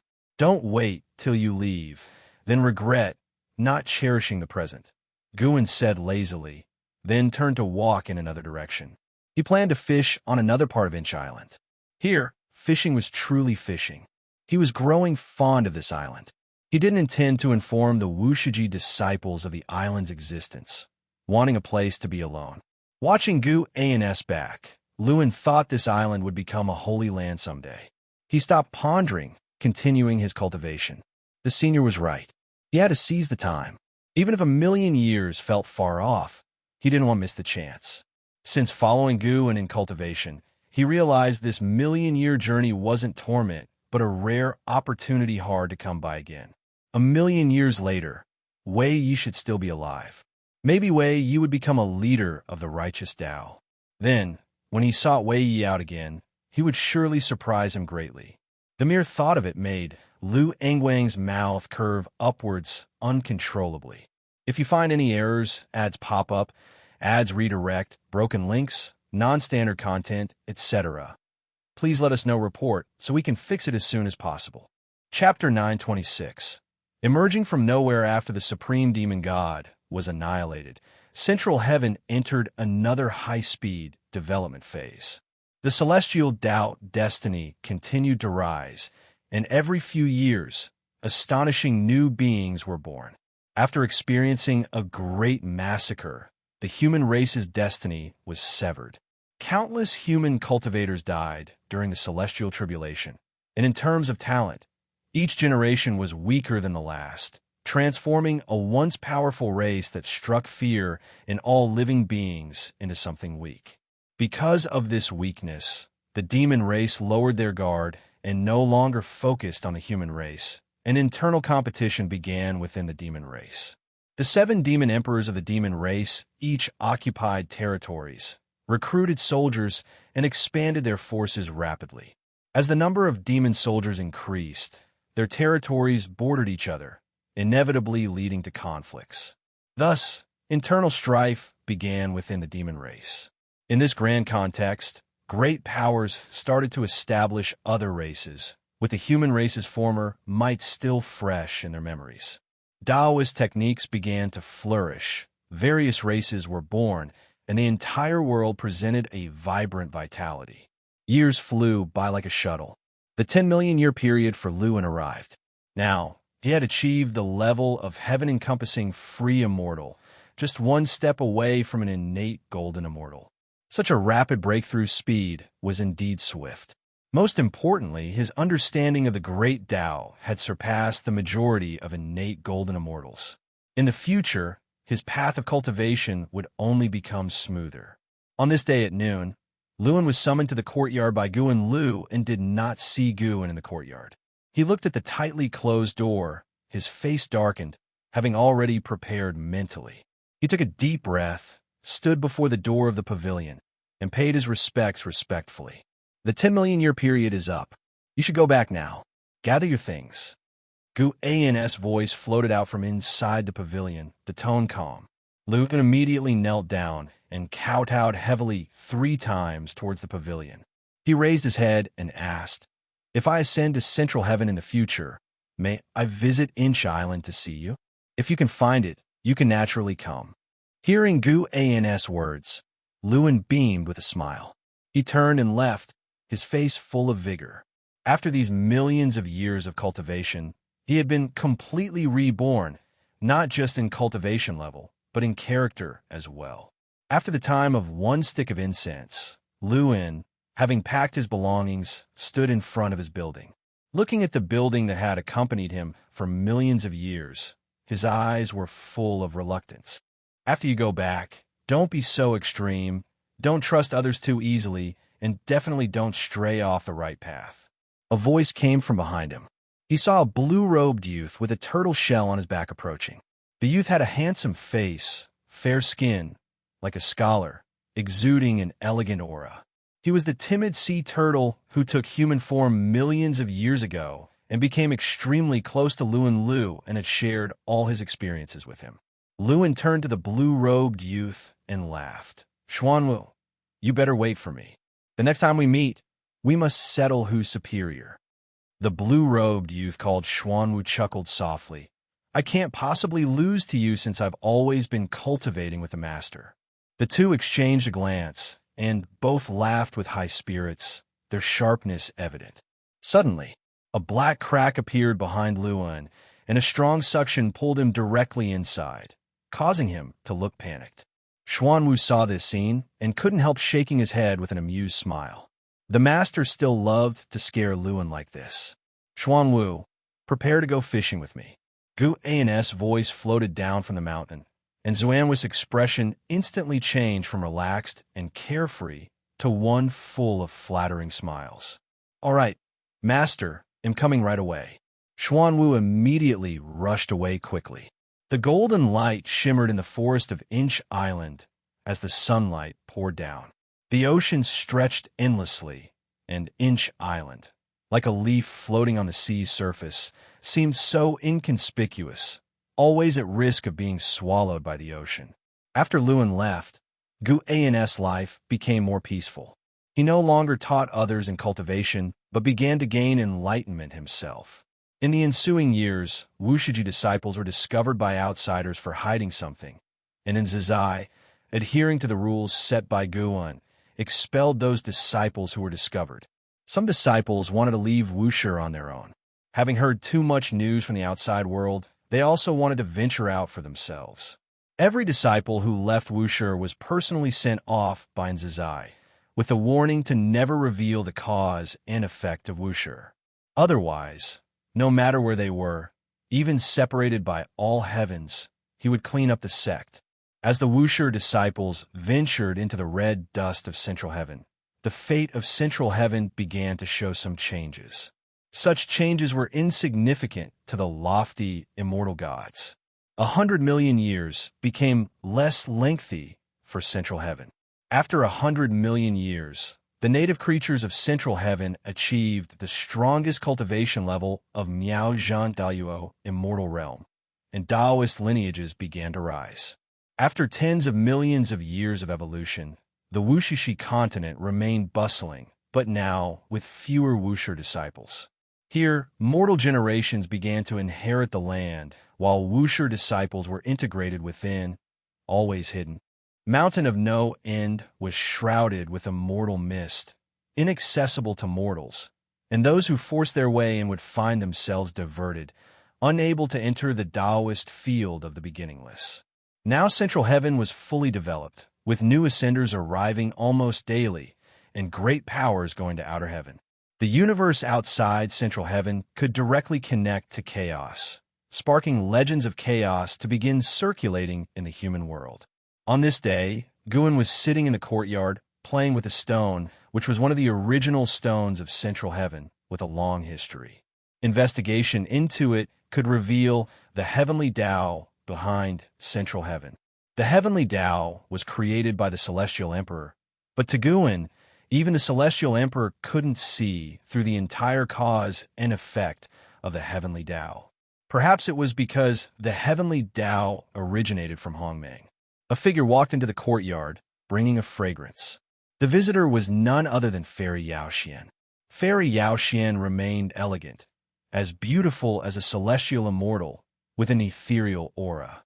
She approached Guan and turned to look at Shenzhen, her eyebrows slightly furrowed. Feeling her gaze, Shenzhen opened his eyes and, seeing her expression, knew what she meant to express. Hence, Shenzhen nodded to Fairy Xianxia and then got up to leave, giving the two a space for solitude. Fairy Xianxia was the mother of sin. Her existence extended across ages. Sometimes she would guide the second-generation disciples, for whom Shenzhen had much respect. After Shenzhen left, Fairy Xianxia looked at Guan and said, "Recently, a great emperor has emerged in the world, stunning the heavens. He is called the Emperor of Eternal Life. I want to go and see." Guan replied casually, "If you want to go, then go, just don't reveal Wuxi's existence." Fairy Xianxia stared deeply at him, holding back countless questions in her heart, but ultimately did not ask. She turned to leave. With that turn, thousands of years passed. Thousands of years later, fallen leaves filled the courtyard. Fairy Xianxia returned, while Guan still sat there, admiring the stone. Shenzhen saw Fairy Xianxia return and immediately got up to leave. Fairy Xianxia came before Guan and said, "That Emperor of Eternal Life looks exactly like him, even his temperament, but I can be sure he is not him. If you find any errors, ads pop up, ads redirect, broken links, non-standard content, etc., please let us know report so we can fix it as soon as possible." Chapter 927. Slaughtering all Wuxia. Hearing Fairy Xianxia's words, Guan looked up at her and asked with a smile, "Then what do you think it means to be him?" He was not surprised at Fairy Xianxia's confusion, for when he inherited the memories of the second life of the Emperor of Eternal Life, he saw Fairy Xianxia had come to find him. In the memories, Fairy Xianxia traveled a long distance to listen to him lecturing with other cultivators, and after the lecture, she sought him out. She did not express any feelings, but rather asked some questions and then left calmly. Now, the person known across Central Heaven as the Emperor of Eternal Life is indeed Gu, and merely the Gu and in the lifespan reincarnation. Once the lifespan reincarnation ends, the life of the Emperor of Eternal Life begins. As long as Gu and does not appear before the Emperor of Eternal Life, this reincarnated life will become true. Fairy Xianxia looked at Guin, but did not answer. Only her eyes showed some lingering resentment. Guin tossed the stone in his hand to her and said, "This stone is one of the original stones of Central Heaven, containing the true essence of the heavenly Tao. By scrutinizing it, you may realize the wonders of the great Tao creating the universe and the world. Perhaps you can find the essence of your own existence through it." Fairy Xianxia looked at the stone in her hand, her brows furrowed. "This stone looks so ordinary. Can it truly help comprehend the heavenly Tao?" Guin stood up and said with a smile, "The Emperor of Eternal Life you desire is in your heart. Is that not enough? Originally, you did not live for someone. You also have your own Tao-seeking goals, do you not?" Having said that, Guin stepped forward, brushing past her shoulder. Fairy Xianxia lowered her head, and after Guin walked out of the courtyard, she clenched the stone tightly in her hand and turned to leave. The Emperor of Eternal Life is renowned throughout the world, his prestige immense, but to Central Heaven, he is not yet the most dazzling existence. As Guin walked down the mountain road, he could hear the name most frequently mentioned by the beings on the continent: a dragon. Dragon Emperor. This was the first dragon born in Central Heaven, born full with the Tai-Ching golden immortal realm perfection, its dragon might vast, causing countless races to feel instinctive fear. This dragon also has an associated magical treasure, a dragon spear.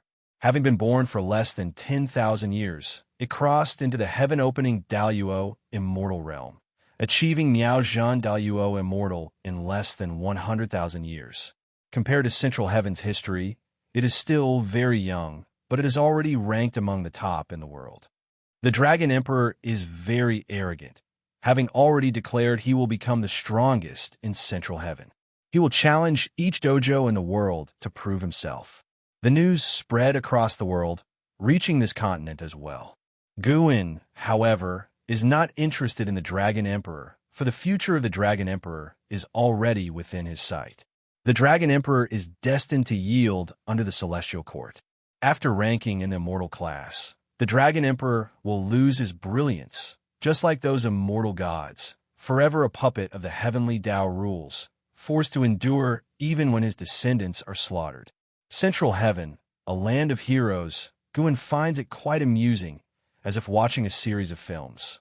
Though he will not partake in worldly conflicts, should outsiders attempt to destroy the Wuxia continent, he would strike, for should the disciples be forced to take action, they would undoubtedly expose their cultivation level. In these circumstances, the continent gradually spread tales of immortals, with the mountain of no end shrouded in immortal mist, preventing outsiders from entering. Unconsciously, rumors arose saying an immortal mountain, inhabited by immortals, concealed within a mist. The Wuxia disciples discovered the ancestor protecting the continent, making them more relaxed, for as the Central Heaven spirits grew stronger, they also feared strong enemies invading, forcing them to reveal their true cultivation. With the ancestors' protection, they can exert themselves without worry. Some disciples even started crafting legends of the ancestor. No one dared mention the name of Ancestor Master Wuxia, but stories of immortals based on his experiences spread widely across the continent. To date, 3/10 of the disciples have left the continent, and most disciples left of their own will. Guin saw some Wuxia disciples establishing schools, successfully gaining a foothold in Central Heaven. It's worth noting that despite Central Heaven's development to this day, no native being has ascended to immortality, and there will be an even greater conflict in the future. Though the supreme demon god has cast a shadow over Central Heaven, the destruction he brought was not much. The human race flourished despite his ferocity, without any powerful force treating the world as a chessboard for conflict. Tao Emperor, are you finally unable to hold back? Guan muttered to himself, a smile of anticipation appearing on his face. Amidst the vast immortal mist stood a towering peak. At its summit lay a courtyard, where Wuxia, dressed in black, was practicing before a great cauldron. Inside the cauldron were 3 large incense sticks, from which blue smoke rose, swirling above the courtyard. Wuxia frowned deeply. A faint golden pattern appeared on his forehead, and his mana began to escape, with a Dharma aspect manifesting. The Dharma aspect bore a domineering demeanor, radiating an unrivaled aura. Suddenly, a figure appeared next to Wuxia, seemingly out of nowhere, placing a hand on his shoulder. Wuxia opened his eyes sharply, the Dharma aspect on his body dissipating instantly. He turned to see Xianxia standing beside him, and his brows relaxed. And Xianxia frowned at him and said, "Demonic possession? Your aura, just now, almost disturbed the continent. Nowadays, the continent is no longer occupied solely by the Wuxia disciples. Although the Mountain of No End has become an immortal name, should there be truly overwhelming aura spreading out, it would certainly invite trouble." Wuxia's eyes flashed with confusion, and he couldn't help but ask, "Did I lose control just now? Didn't you notice?" "No, I thought I was in enlightenment. My consciousness had entered the great Tao." "It seems your enlightenment took a wrong path." And Xianxia said seriously. In terms of cultivation level, he was currently slightly weaker than Wuxia, but if it came to a fight to the death, he had absolute confidence to defeat Wuxia. Wuxia also thought the same of him, so Wuxia always listened earnestly to his opinions. Wuxia looked up at Xianxia and asked, "Ancestor, can you tell me what happened to me just now?" And Xianxia did not conceal anything, explaining everything he saw. After listening, Wuxia raised his hand to touch his forehead, his heart full of doubt. And Xianxia looked at him, also feeling a sense of amazement. The ancestor once said that Wuxia hid even greater cause and effect. What could it possibly be? Though Xianxia was curious, he did not inquire, for he was powerless to address it. He hoped Wuxia would find the root by himself. How could a person of great power not understand themselves? Wuxia turned back, closed his eyes, and pondered carefully, while Xianxia quietly guarded by his side. Soon, Wuxia's mind again immersed into the great Tao. His mana once more uncontrolledly overflowed, and a mysterious Dharma aspect began to manifest. And Xianxia watched this Dharma aspect, his eyes full of vigilance. This Dharma aspect's form was unlike Wuxia's. He was puzzled in secret. Who is this? Seeing Wuxia's aura grow stronger, and Xianxia had to act again, waking Wuxia. As soon as Wuxia opened his eyes, he showed a look of terror. He looked up at Xianxia and said with a trembling voice, "Ancestor, I seem to have caused trouble. He is coming to find me and wants to slaughter all of Wuxia. If you find any errors, ads pop up, ads redirect, broken links, non-standard content, etc., please let us know report so we can fix it as soon as possible." Chapter 928. Heaven Sent Providence. Who? So arrogant? And Xianxia's face suddenly turned gloomy, for someone dared to threaten Wuxia, which was the greatest insult to him. Who dared to boast they would slaughter all of Wuxia? In his heart, there was no fear, only anger. Wuxia tried hard to calm himself. Recalling, he said, "I also don't know who he is. He is a Taoist emperor. He forced me to accept his power. I felt something was amiss and refused. Afterwards, he threatened me, saying he would come to me himself to annihilate those of the same path as me." Those of the same path made Wuxia think it referred to fellow disciples of Wuxia. And Xianxia pondered for a moment and said, "Come with me. We will go see the ancestor." Upon hearing this, Wuxia was about to speak but stopped himself. Though he seldom communicated with the ancestor, what he cared about most was the ancestor's opinion of him. And Zizai said solemnly, "This matter is no longer just about you. It's trouble for the entire Wuxia. Don't delay important matters for the sake of saving face." After hearing this, Wuxia immediately stood up and took a deep breath. Thus, the two left the mountain peak, heading to the mountain of no end to find Gu and Fre Webnov. L.C. OM, however, Guin was not at the mountain of no end, so they could only wait for his return outside the courtyard. They waited for several days. When Guin returned, and Zizai was the first to welcome him. "Don't worry, you continue cultivating. I will personally handle the trouble for Wuxia," Guin said with a smile, leaving Zizai slightly stunned.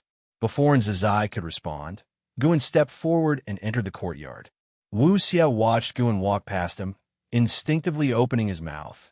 "Ancestor, that person is a Taoist." He hadn't finished speaking when he saw Guin raise his hand, signaling him to stop speaking. He could only pause, staring blankly as Guin entered the courtyard. Once Guin's figure disappeared from their sight, Wuxia turned his head to look at Zizai, his face full of bafflement. Zizai, however, smiled and said, "Then continue cultivating. This shows that all the cause and effect of that person is within the ancestor's view." Saying this, Zizai's eyes were filled with expectation. He wanted to see the scene where that arrogant person knelt before the ancestor to beg for mercy. Wuxia had always known the ancestor was strong, but exactly how strong he wasn't sure. Yet the feeling the mysterious Taoist emperor gave him sent chills through him. With his current cultivation level facing that Taoist emperor, he couldn't muster any resistance, as if he was confronting the great Tao itself. "Is it really okay?" Wuxia thought anxiously, frowning deeply. Zizai didn't say much to comfort Wuxia. He just patted Wuxia's shoulder and turned to leave. Wuxia looked back at the courtyard. The pavilion belonging to the ancestor had its doors and windows all closed. He could only suppress the unease in his heart and leave as well. In the years that followed, Wuxia found that he no longer encountered that Taoist emperor, and his enlightenment returned to its former smooth and tranquil state. He suspected it was the ancestor's doing, allowing him to completely let go of his inner unease and focus on cultivation. Rather than relying on the ancestor's protection, he more wished to be the one who protected Wuxia. The sky was filled with red clouds. A large river spanned across the wilderness, dividing the land in two. The river's waters surged and roared, stirring up rows of splashes on both banks, magnificently grand, the momentum overwhelming. On one of the riverbanks, Leah and Martial Resolution sat drinking together, with a small table between them laden with cakes and fruits, very exquisite. Having finished a cup of wine, Martial Resolution praised, "Brotherly, I didn't expect you to have such elegance. At our cultivation level, we have long practiced fasting. Few people are like you, preparing wine and snacks." Leah laughed and replied, "I learned it from junior brother Gu. No matter how high his cultivation, wherever he goes, he always has the leisure to enjoy everything, appreciating the world with a mortal's perspective. I find it quite right.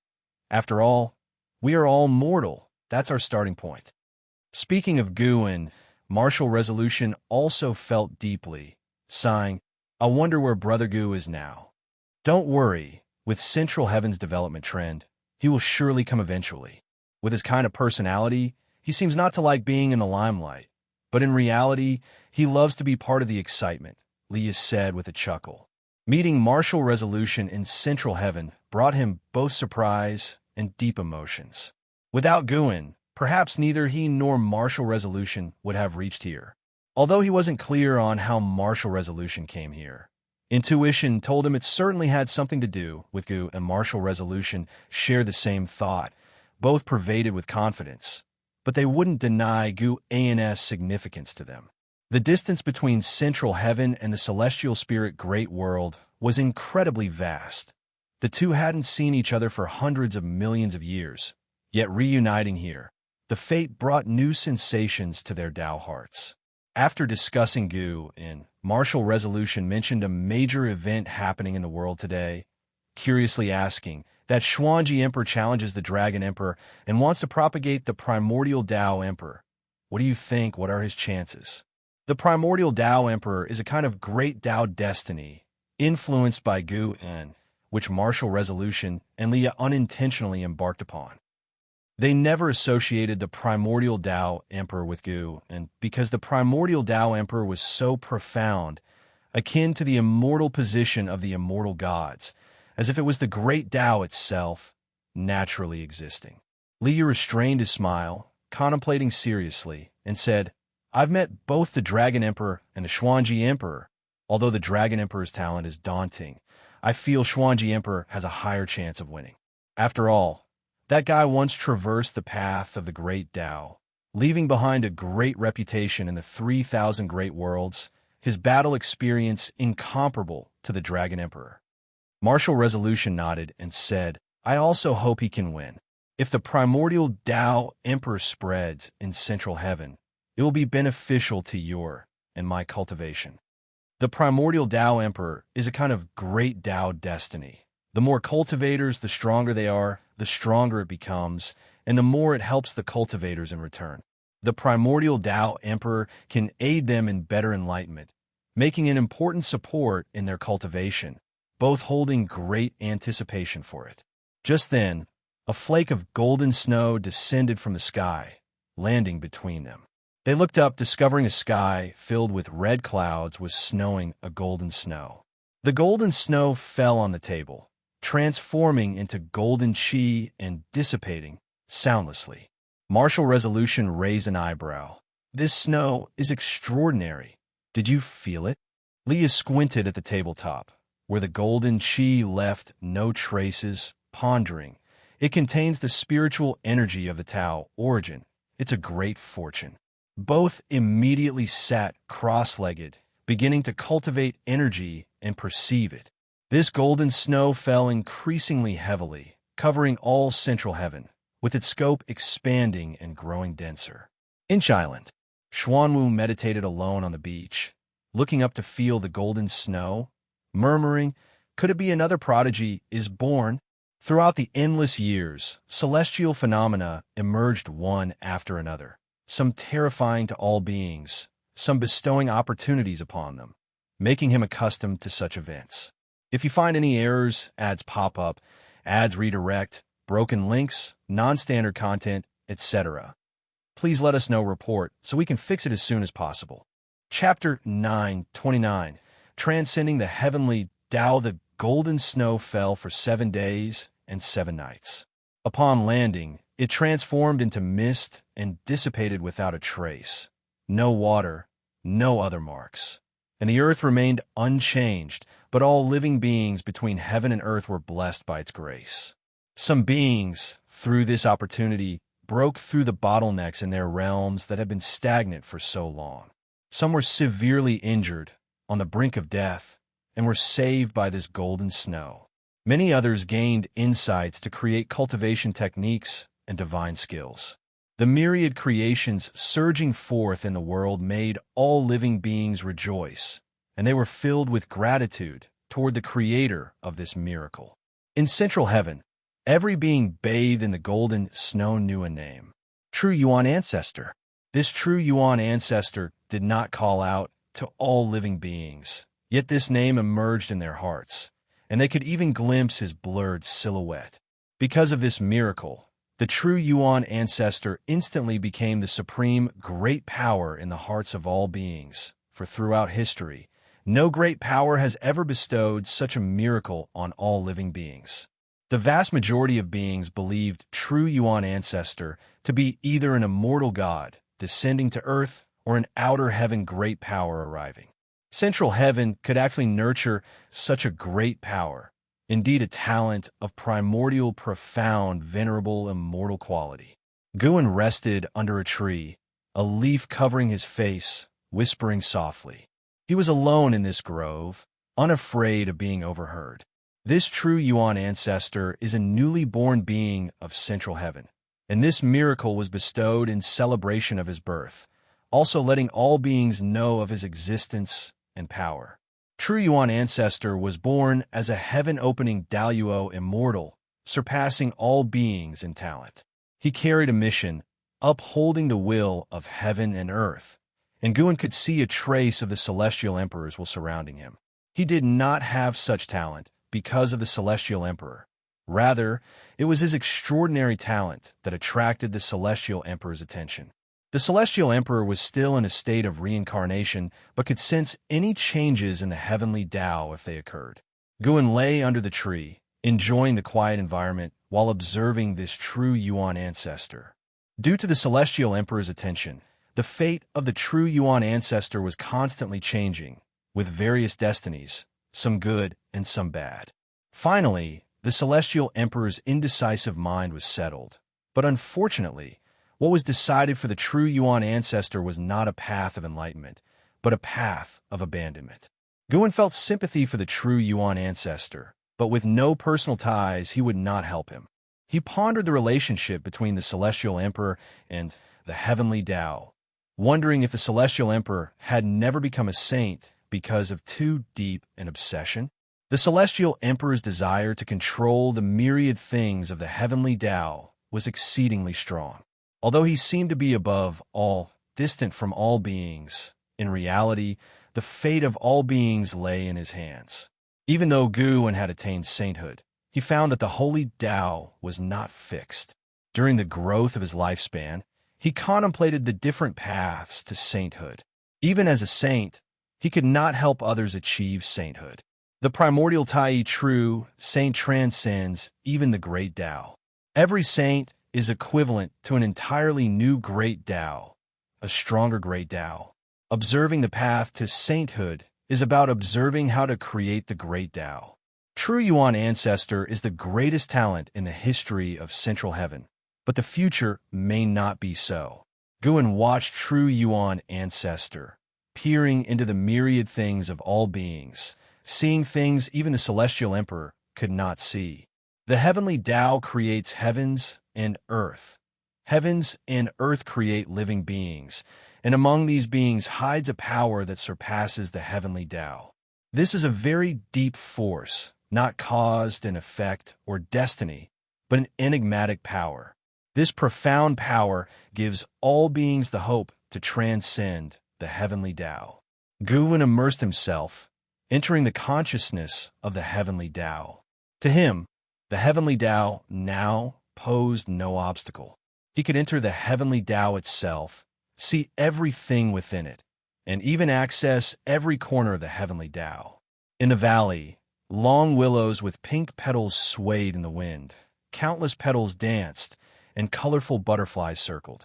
A stream ran through the valley, and beside it stood a white-haired elder in golden clothes, tall and with an ethereal aura. He gazed at his reflection in the water, brows furrowed. He was the true Yuan Ancestor that all beings remembered. At this moment, the true Yuan Ancestor had just taken his first step 7 days ago. He looked at his face, contemplating the meaning of his existence. Heavenly Tao, heaven and earth, immortal. His eyes flickered as he muttered softly, as if asking himself.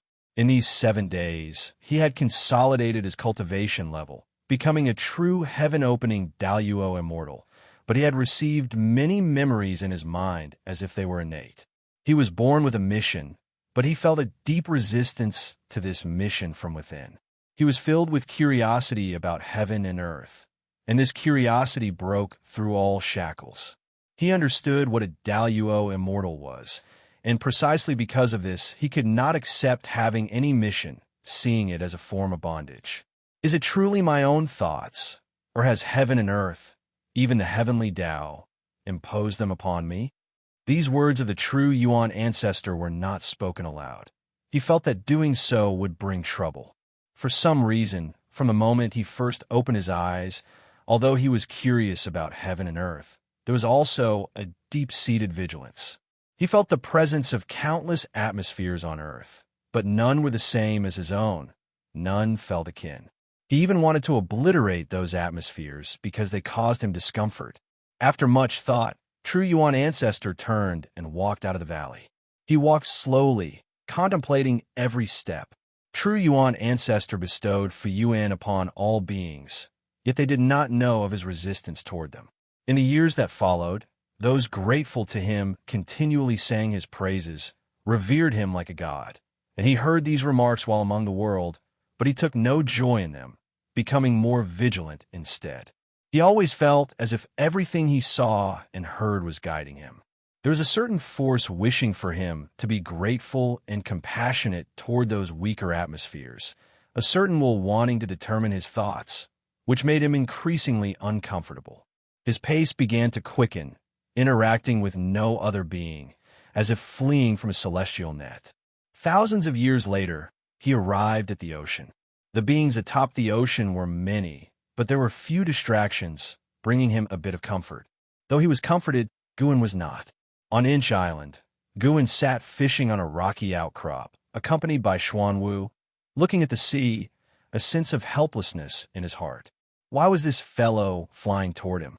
True Yuan ancestors' inclinations confirmed Gu An's suspicions, that all heavenly Tao creatures possess the power to break free from the heavenly Tao, but this power is challenging to lead forth. Though merely a heaven-opening Daoyuo, immortal, True Yuan ancestor could perceive the celestial emperor's will. Such an instinct was more fearsome than his talent. When True Yuan ancestor resisted the celestial emperor's will, his fate became blurred, his destiny branched, forming countless paths and extending infinitely. At this rate, True Yuan ancestor will eventually become an existence intolerable to the heavenly Tao. He will either transcend the heavenly Tao or face boundless calamity. If you find any errors, ads pop up, ads redirect, broken links, non-standard content, etc., please let us know report so we can fix it as soon as possible. Chapter 930. True Yuan ancestors' trial the summer sun blazed down upon the mountain peak enshrouded in immortal mist. Wuxia stood at the cliff's edge, brow furrowed, his gaze piercing the clouds to look beyond the heavens. Ever since being threatened by that mysterious Taoist emperor, despite the assistance of his ancestors allowing him to cultivate at ease, the matter lingered in his heart. Today, he had a strong intuition. That Taoist emperor was coming. The person was descending from the outer heaven of central heaven. An ascender can only appear for the first time within the world itself. Beings coming from outside the world are invariably powerful, capable of conversing with the celestial court as unparalleled great powers. Wuxia pondered how the person would descend. Would they arrive quietly on the Wuxia continent, or come with heavenly might, alarming the all-living beings under heaven? If it were the latter, Wuxia might have a hard time remaining hidden, which was not something Wuxia wished to see. Arriving at central heaven, although Wuxia did not venture out, he could sense the fortune of central heaven. Coupled with the many stories he had heard, he did not wish to be forced to leave before he truly understood central heaven firsthand. Wuxia stood on the cliff, lost in thought, the golden lines on his forehead faintly visible, making him appear quite mystical. Freeway novel. Come at the same time. The Wuxia continent welcomed an old acquaintance of Guan, none other than Martial Resolution. Martial Resolution had come to the Wuxia continent by chance. Upon hearing that there were immortals there, he wanted to visit them. Ever since the supreme demon god was exterminated, after witnessing the massacre of the human race, Martial Resolution felt that perhaps the events he saw concealed a greater conspiracy. Why did the immortal gods above not deal with the supreme demon god earlier, but only act after the human race flourished? And the supreme demon god, acting in such an evil manner, knowing that the immortal gods observe humanity, yet remained so ostentatious. Why was the son of heaven the one to deal with the supreme demon god? Coming from the 3,000 great worlds, Martial Resolution was well aware of the struggle for the title of Son of Heaven, so the appearance of Emperor Taihao made him very sensitive. He could not understand, so he simply chose not to think about it. He did not want to get involved in worldly matters again, only wanting to pursue the Tao. He had traveled through central heaven, visiting many immortals and enlightened beings, benefiting immensely, and he thoroughly enjoyed this journey.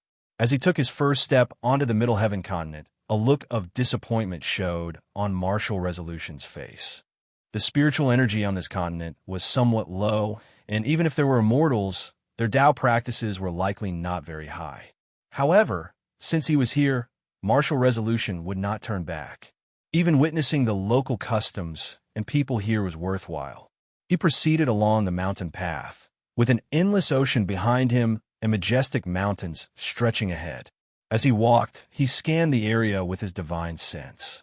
He was surprised to discover that the cultivation levels of the beings here were generally lower than outside, yet he did not regard this continent with disdain. Rather, it piqued his curiosity even more. Despite the generally weaker beings, they managed to live in harmony, which was not commonly seen. In Central Heaven, the law of the jungle was prevalent, so why hadn't stronger beings come to occupy this land? Although Central Heaven was vast, as more powerful beings arose, the land without a master naturally became scarce. At this moment, Martial Resolution seemed to sense something, instinctively turning to see a black-robed man appear on the hill behind him. This black-robed man, with disheveled hair, resembled a ghost. He was barefoot, holding a bone staff in his right hand, embodying darkness itself. Merely standing there sent chills of terror through Martial Resolution. Now close to the heaven-balancing golden immortal realm, even Martial Resolution felt his hackles rise when faced with this person. Martial Resolution frowned, subconsciously wanting to inquire of the other person. But the black-robed man took a step forward, directly crossing over to stand in front of Martial Resolution. The two were less than 20 centimeters apart, their eyes meeting. Martial Resolution's pupils dilated abruptly, and he instinctively wanted to step back, yet he was enveloped by an unimaginable sense of oppression, unable to move. Martial Resolution saw the icy, killing intent in the other's eyes. Primordial Tao, Emperor? Foolish, but your cause and effect are not simple. For now, they'll spare you. Get lost, where you will be buried along with the all-living beings of this continent. The black-robed man said coldly. As the words fell, Martial Resolution breathed a sigh of relief. Stumbling back a few steps, fear etched upon his face. The black-robed man snorted coldly, turning into a black wind that swept past Martial Resolution. Martial Resolution instinctively turned to look, only able to see him disappear into the distant forest, unable to trace his movements. Buried? Martial Resolution recalled the man's words, his heart pounding in terror. Judging from the suppression earlier, he was by no means a match for this person. He had no cause and effect with the creatures of his continent, and naturally would not be buried for them. All he felt was a sigh in his heart. Such a harmonious land was about to be destroyed. Indeed, every place in Central Heaven was filled with savagery and killing intent. Martial Resolution stopped thinking about it, leaping into the air towards the distance. At the same time, in the forest, the black-robed man's neck was held by a hand, raised high, both his hands clutching that hand, a look of fear and despair on his face, entirely different from when he faced Guan earlier. Who exactly are you? The black-robed man asked with a trembling voice. Facing the person before him, he had no power to resist. The other appeared so quickly that he was captured before he could react. Guan held the black-robed man, an amused smile on his face, as if discovering an interesting toy. He was too lazy to converse with the black-robed man, directly snapping his neck. Crack! The black-robed man's eyes bulged, and then he quickly shrank, falling into Guan's hand, transforming into a crooked-necked wooden figurine clad in black clothes, resembling a puppet. Guan hung this wooden figure on his belt, then turned to leave. As for Martial Resolution's departure, Guan felt no regret. He did not want to meet Martial Resolution just yet. Since the Supreme Demon God was exterminated, Martial Resolution's mood had remained heavy, and amid such emotions, his limit on lifespan continued to increase, with his future Tao practice limit also rapidly rising. This was Martial Resolution's own fortune. Before he walked out of it himself, Guan would not meet him. After taking 7 steps, Guan arrived at Inch Island. He stood on the cliff of Inch Island, his gaze fixed on the distant ocean. Under his watch, rolling thunderclouds gathered over the ocean, as if a storm was imminent. He smiled, tossing the wooden figure hanging from his waist lightly in that direction. "I give you a test to see if you can pass through him," Guan murmured softly. He spoke of the true Yuan ancestor. The true Yuan ancestor had come because he felt that the heavenly Tao suppression was weak here at Inch Mountain, which would undoubtedly bring some trouble to Inch Island. However, a meeting of fate was at hand, and Guan was willing to give him chance. This black-robed man was no simpleton. He was a genuine Tao extreme, Daoyuo immortal, also a Taoist emperor. He was a servant of the creator of the Taoist emperor, here to force out Guan, trying to expose Gu into the celestial Tao immortal gods. Unfortunately, this creator had underestimated Gu An's Tao practice.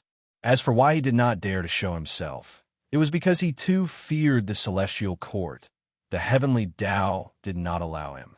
The true Yuan ancestor was merely a heaven-opening Daoyuo immortal, by no means a match for the Tao extreme Daoyuo immortal. So Guan had laid some plans to force that creator to show himself. Guan could directly find that creator, but he hoped even more that the creator would walk before him, to perish in shock and despair, the price for scheming against him. If you find any errors, ads pop up, ads redirect, broken links, non-standard content, etc., please let us know report so we can fix it as soon as possible. Chapter 931. Tai Chi Emperor in the midst of the storm. The true Yuan ancestor walked forward through the air, his white hair flowing in the wind, golden clothes fluttering, his expression resolute, staring straight ahead. His gaze suddenly fell towards the west. Following his gaze, amidst the raging waves, there was a small island standing quietly. Regardless of how fierce the surrounding waves were, this island was never inundated. He hesitated for a moment, then flew towards that small island. He didn't deliberately fly into this sea region, but encountered sudden changes in the weather along his way.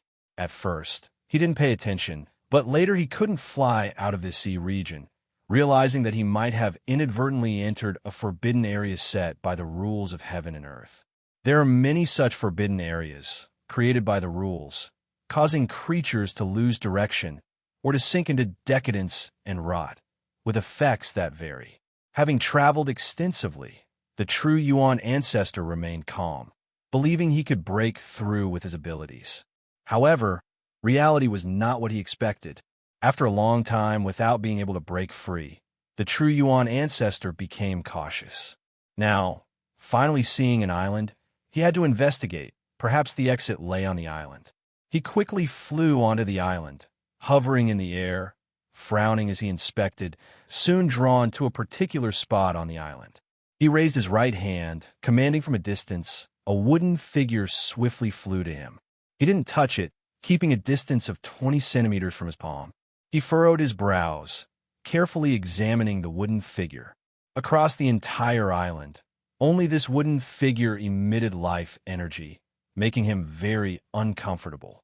His intuition told him that the formation of this forbidden area was related to the wooden figure before him.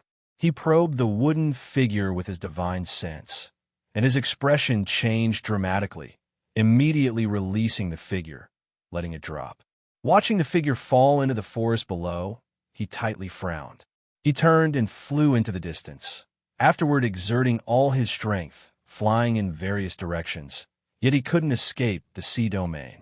He couldn't even expel the storm clouds, as if trapped in a boundless world of torrential rain, without a way out. Several hours later, the true Yuan ancestor returned to the island. Entering the forest, found the wooden figure fallen among the grass. His eyes became resolute, deciding to release the terrifying presence within the wooden figure. Born as a heaven-opening Daoyuo immortal, he had never fought before. He disliked fighting because since birth, he wanted to destroy the energies that displeased him, fearing submission to such instincts. But now, perhaps it was time to test his power, to break barriers with his strength. He still had untapped greater power. The true Yuan ancestor cast a spell on the wooden figure, smashing it instantly. A surge of black fog erupted, swiftly engulfing the entire forest. Amid the dazzling and strange chaos void, a vast star cloud concealed countless realms. These realms appeared like continents, surrounded by various lights, as if stones encased in bubbles. Above these realms, a piece of curved wood pierced through the star cloud, and on the curved wood stood a figure. This was a man dressed in a dark red robe, his features youthful and handsome, hair black and white intertwined, loosely draped, surrounded by multicolored streams of air, causing his robes to gently flutter. He sat on the curved wood, body leaning against a small table, one hand supporting his cheek, posture lazy. He slowly opened his eyes. His gaze emitted brilliant light, akin to two appearing suns, brightening the entire void. That feeling again, unable to deduce, what divine presence are you? F-R-E-W-E-O-V-L-C. O.M. The man in the red robe murmured, his tone bewildered. He was the presence referred to as the creation Tao Emperor with the Tao name Tai Chi. Tai Chi Emperor was born from the heavenly Tao, forced into chaos due to some special reasons.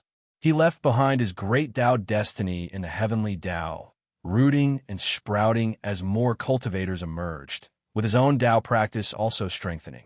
Until one day, he noticed the growth speed of his Tao practice slowing. Through deduction, he discovered a new great Tao destiny emerging within the heavenly Tao, known as Primordial Tao Emperor, puzzling him. Didn't the Celestial Emperor promise only a single great Tao destiny would exist? Due to apprehension about the Celestial Emperor, he could only secretly observe Primordial Tao Emperor. Later, he understood why the Celestial Court allowed Primordial Tao Emperor's existence. Unlike his great Tao Emperor, which strengthened through slaughter and mutual devouring of destiny, his great Tao destiny was utilitarian and aggressive, but Primordial Tao Emperor was pure, not threatening any destiny, compatible with other great Tao destinies. When he saw a great Tao Emperor concurrently cultivating Primordial Tao Emperor, he realized Primordial Tao Emperor was different.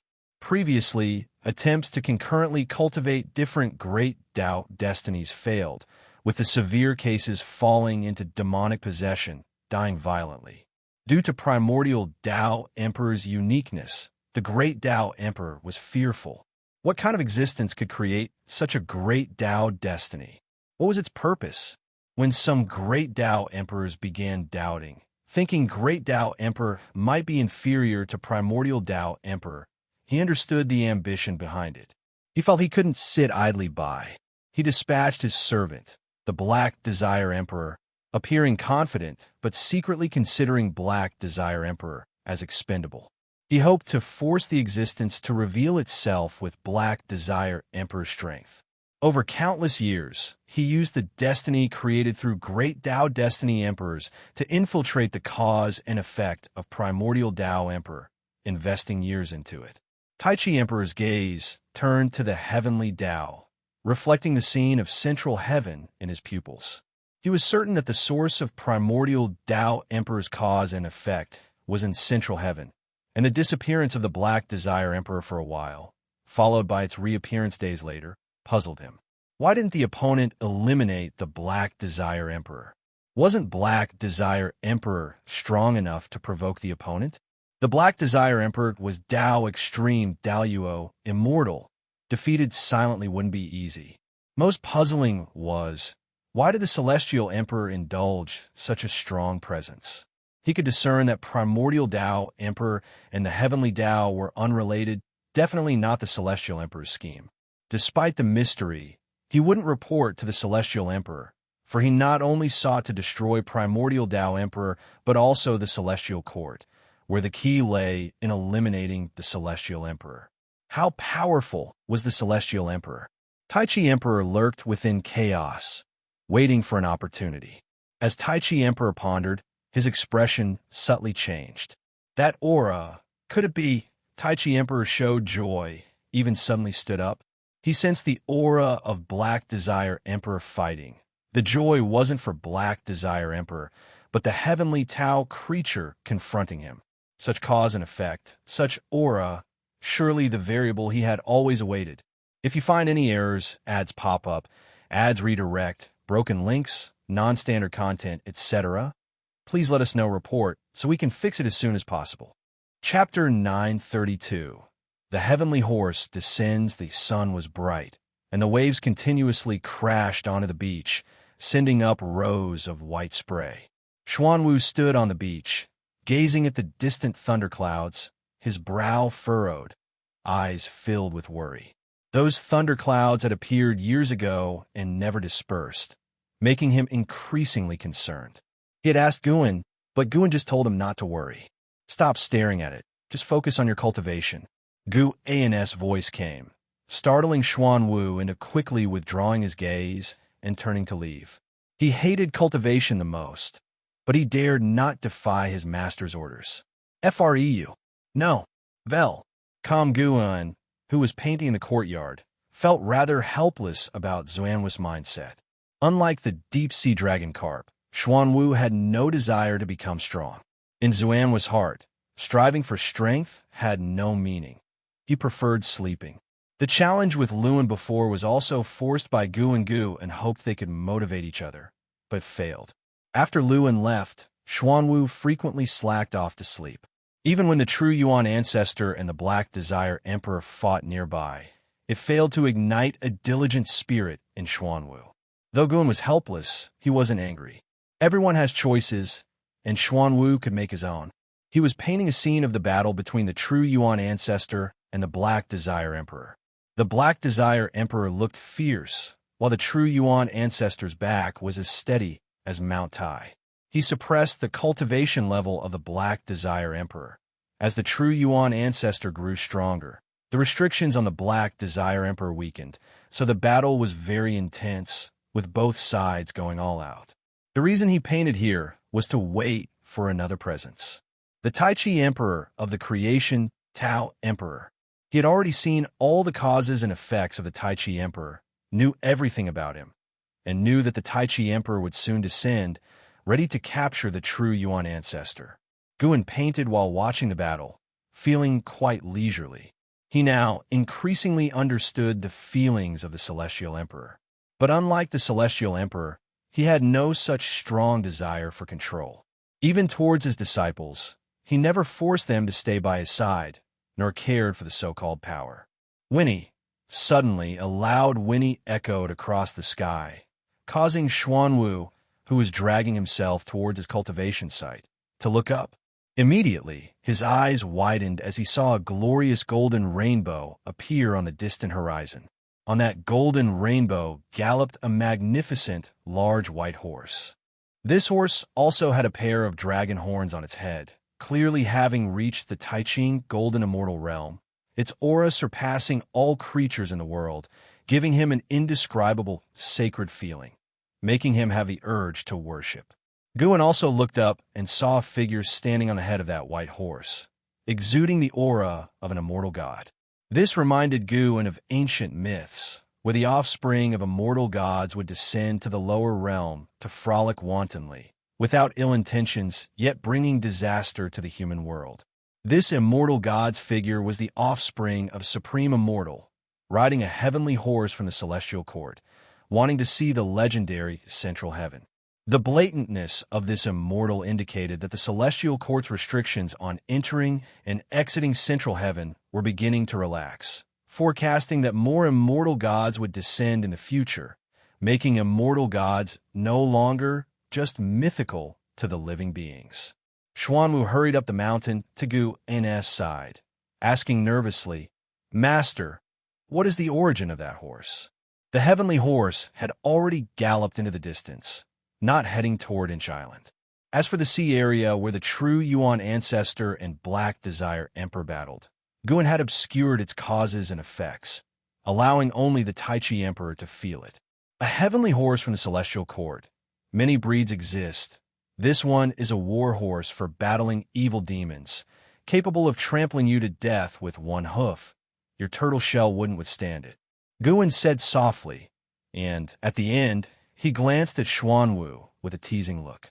Xuanwu tensed up in fright and asked further, "Master, You are so powerful and know so much about immortal gods. Could you be an immortal god from the heavens? I am not. Why not? Why should I be? Is being an immortal god very good?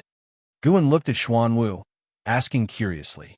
Xuanwu felt restless under his gaze, but seeing that it wasn't a scold, he bravely said, all living beings cultivate immortality to become immortals. Only by being an immortal god can we know why we should become one. Guan chuckled, asking, do you want to ascend to immortality? Of course I want to. I also want to see the celestial court. If life there is too tense, I can leave. Xuanwu said with a longing expression. The celestial court is not a place you can come and go as you please, and immortal gods may not be as carefree as you imagine. Guan shook his head, smiling wryly. However, he was also curious about the immortal gods. Even though he could see their lives, he contemplated whether he should try it himself. Where is absolute freedom? Xuanwu sighed, his eyes showing a hint of resentment. Guan found it reasonable, nodding. In that case, why don't you quickly go cultivate? His face turned stern, scaring Xuanwu into a shiver, who quickly turned around and ran off. Immortal gods, I wonder if they are interesting. Guan mumbled to himself, redirecting his gaze to the paper before him. He removed the painted paper and replaced it with a new sheet of white paper, preparing to paint the heavenly horse from earlier. Could someone like me also ascend to immortality? Leah kneeled on the ground, looking at the white-haired ancestor meditating under the tree in front, asking in shock. This was the dojo of the white-haired ancestor. Upon Martial Resolution's recommendation, Leah came to seek immortal fate. The white-haired ancestor sat with a dignified posture, her face serene. She calmly gazed at Leah, saying, you have accumulated merit over time, and the Taoist lineage you wish to create benefits the development of the heavenly Tao, so you possess the qualifications to ascend to immortality. Leah naturally wanted to ascend to immortality.